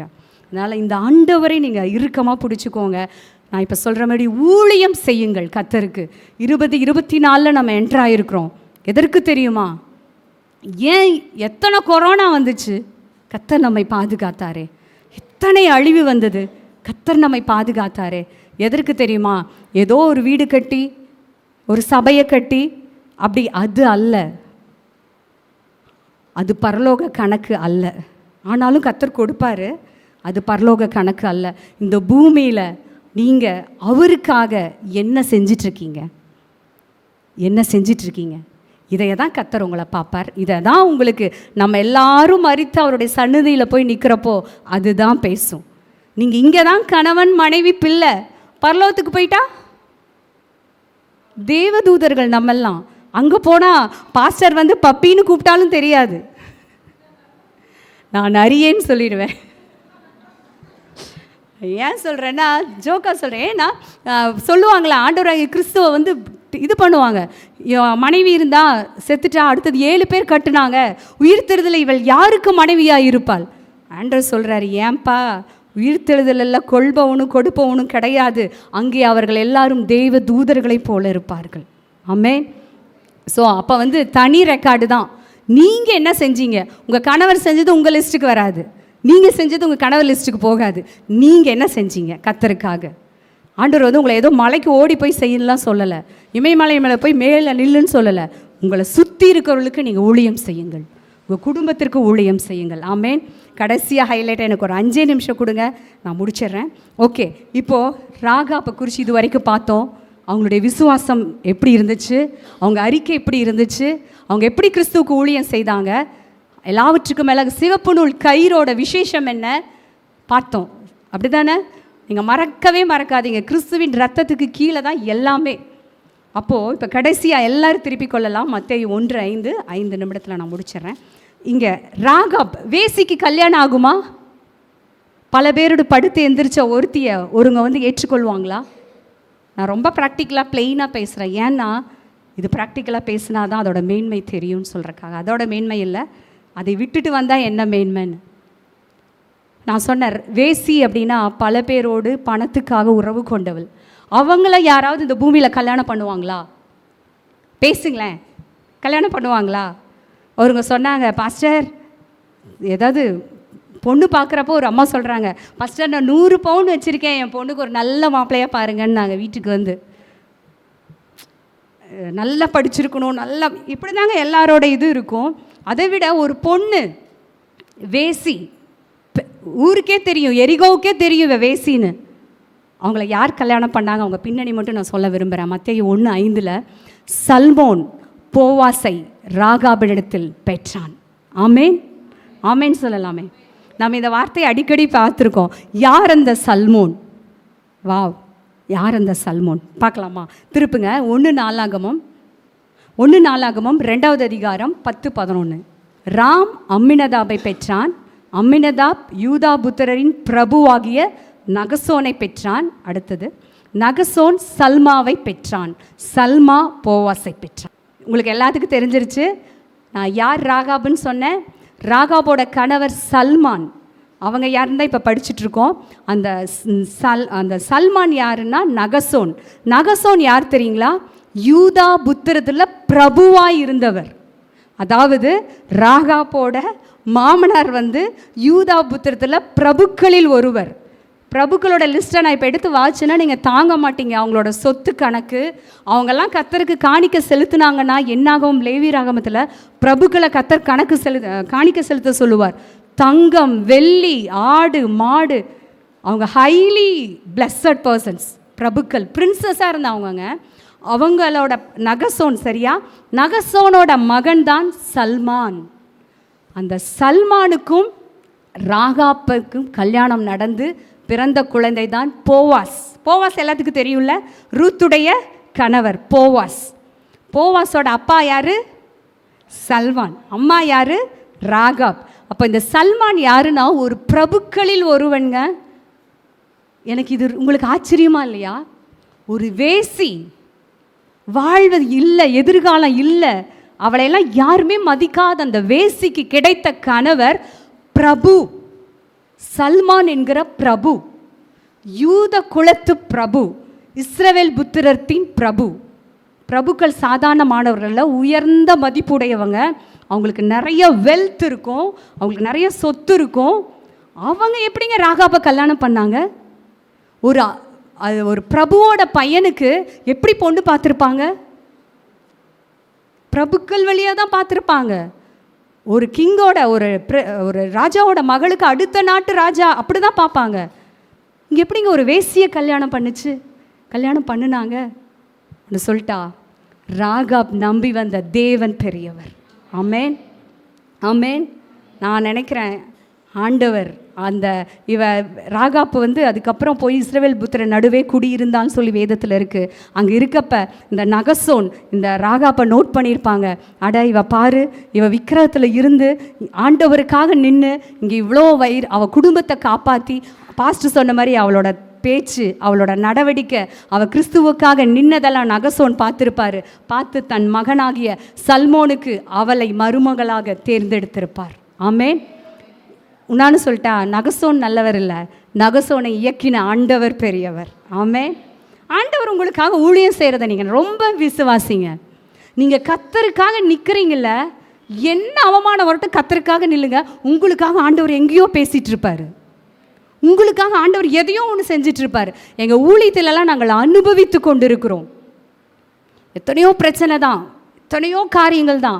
ஆனால் ஒரு பக்கத்தில் அவருடைய பராமரிப்பு பெரிதாய் நாங்கள் பார்க்கிறோம். அவருடைய ஆளுகையை நாங்கள் பெரிதாய் பார்க்கிறோம். அவர் எங்களுக்கு அவருக்கு நான் ஆண்டவர்கிட்ட அடிக்கடி சொல்லுவேன், ஆண்டவரே நான் உங்களுக்காக ஓடுற ஊழியமெல்லாம் ஒன்றும் இல்லைப்பா, நீங்கள் எங்களுக்கு செய்துட்ருக்கிற ஊழியம் தான் பெருசுப்பா. அதுதான் உண்மையும் கூட. நான் செய்கிற ஊழியம் 5 அப்பா 2 மீன் தான். ஆனால் அப்பா எனக்காக செய்கிற ஊழியம் பெருசு. ஆமென். ராகாப்புக்காக தேவன் இயக்கின நபர்கள் பெரிய பெரிய நபர்கள்ங்க. நீங்கள் நினைக்கலாம், அந்த ராகாப் இப்படி நின்னாலே அவள் லைஃப் என்னங்க ஆச்சு? இன்னைக்கு சொல்கிறமே, கிறிஸ்து ஏசுன்னு ஓடி எனக்கு என்ன கிடைச்சிது? அவர்களை பார்த்து நான் பேசுகிறேன். ராகாப் ஒரு பிரபுவின் மனைவியானால், ஒரு சாதாரண எஸ்தர் வஸ்தியாகிறது கூட ஓரளவு ஏற்றுக்கொள்ளலாம்.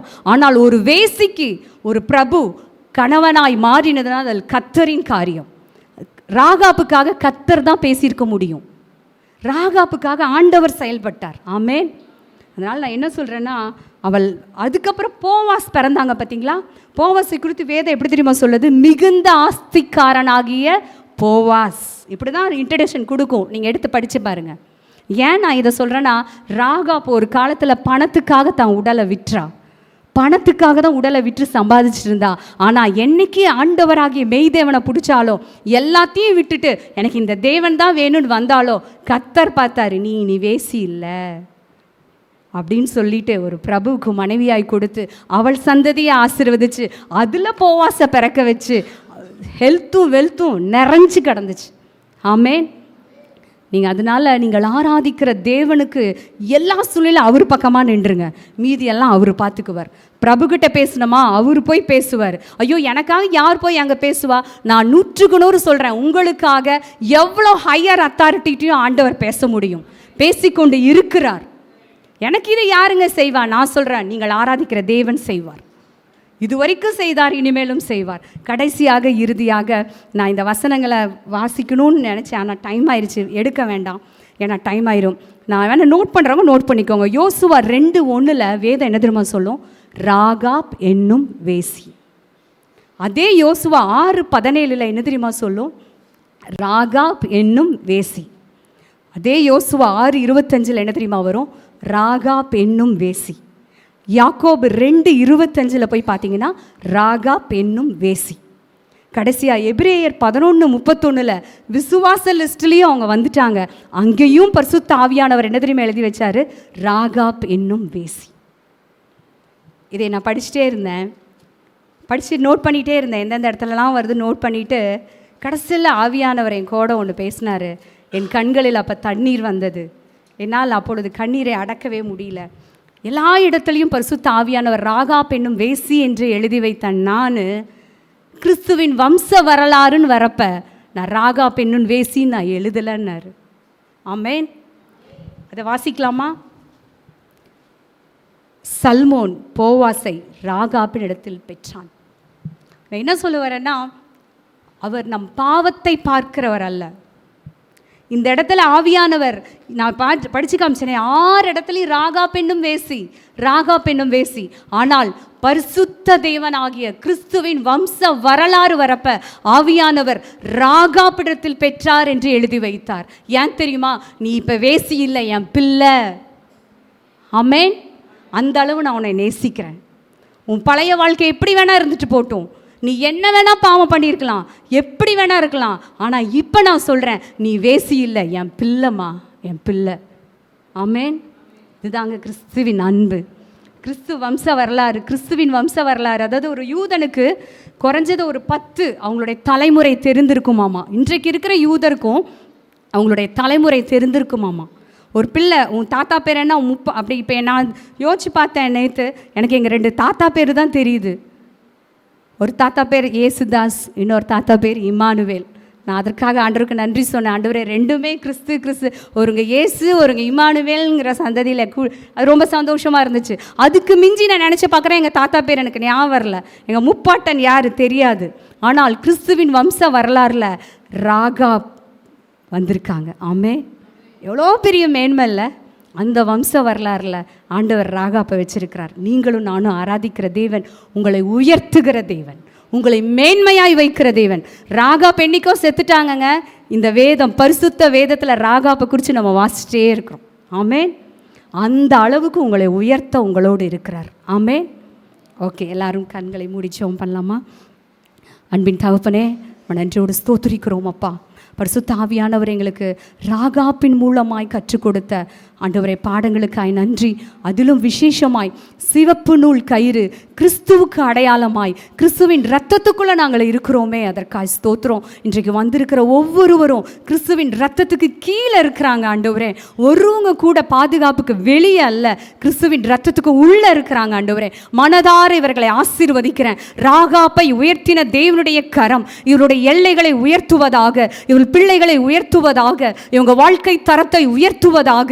ஆண்டவரே, ராகாப்புக்கு சல்மானை கொடுத்தவர், நிச்சயம் இந்த பிள்ளைகள் வாழ்க்கையிலையும் நீங்க உயர்ந்த ஸ்தலங்களில் உன்னை ஏறி வர பண்ணுவேன் என்று சொன்னீங்களே, அந்த ஆசீர்வாதத்தை இயேசுவின் நாமத்தை நான் கட்டவிழ்கிறேன். இந்த ஆண்டு எங்கள் பிள்ளைகள் எழும்பி உயர்ந்த ஸ்தலத்தில் செல்லுவார்கள். அதற்காய் நன்றி செலுத்துகிறேன். எல்லாவற்றையும் இயேசுவின் மூலமே கேட்கிறோம் எங்கள் ஜெபம் கேளும் நல்ல பிதாவே, ஆமென். கர்த்தர் உங்களை ஆசீர்வதித்து உங்களை காக்க கடவர். கர்த்தர் தம்முடைய முகத்தை உங்கள் மேல் பிரகாசிக்க பண்ணி உங்கள் மேல் கிருபையாயிருக்க கடவர். கர்த்தர் தம்முடைய முகத்தை உங்கள் மேல் பிரசன்னமாக்கி உங்களுக்கு ஷலோம் கட்டளையிடுவாராக. ஆமென். நம்ம எல்லாரும் சேர்ந்து சொல்லலாம். என் ஆத்துமாவே கர்த்தரை ஸ்தோத்திரி, என் முழு உள்ளமே பரிசுத்த நாமத்தை ஸ்தோத்திரி. என் ஆத்துமாவே கர்த்தரை ஸ்தோத்திரி, கர்த்தர் செய்த சகல உபகாரங்களையும் மறவா. ஆமென். ஆண்டவராகிய இயேசு கிறிஸ்துவின் கிருபையும் பிதாவாகிய தேவனுடைய அன்பும் பரிசுத்த ஆவியானுடைய ஆழமான ஐக்கியமும் இன்றும் என்றும் சதா காலிலும் நம் அனைவரோடும் தங்கி இருப்பதாக. ஆமென்.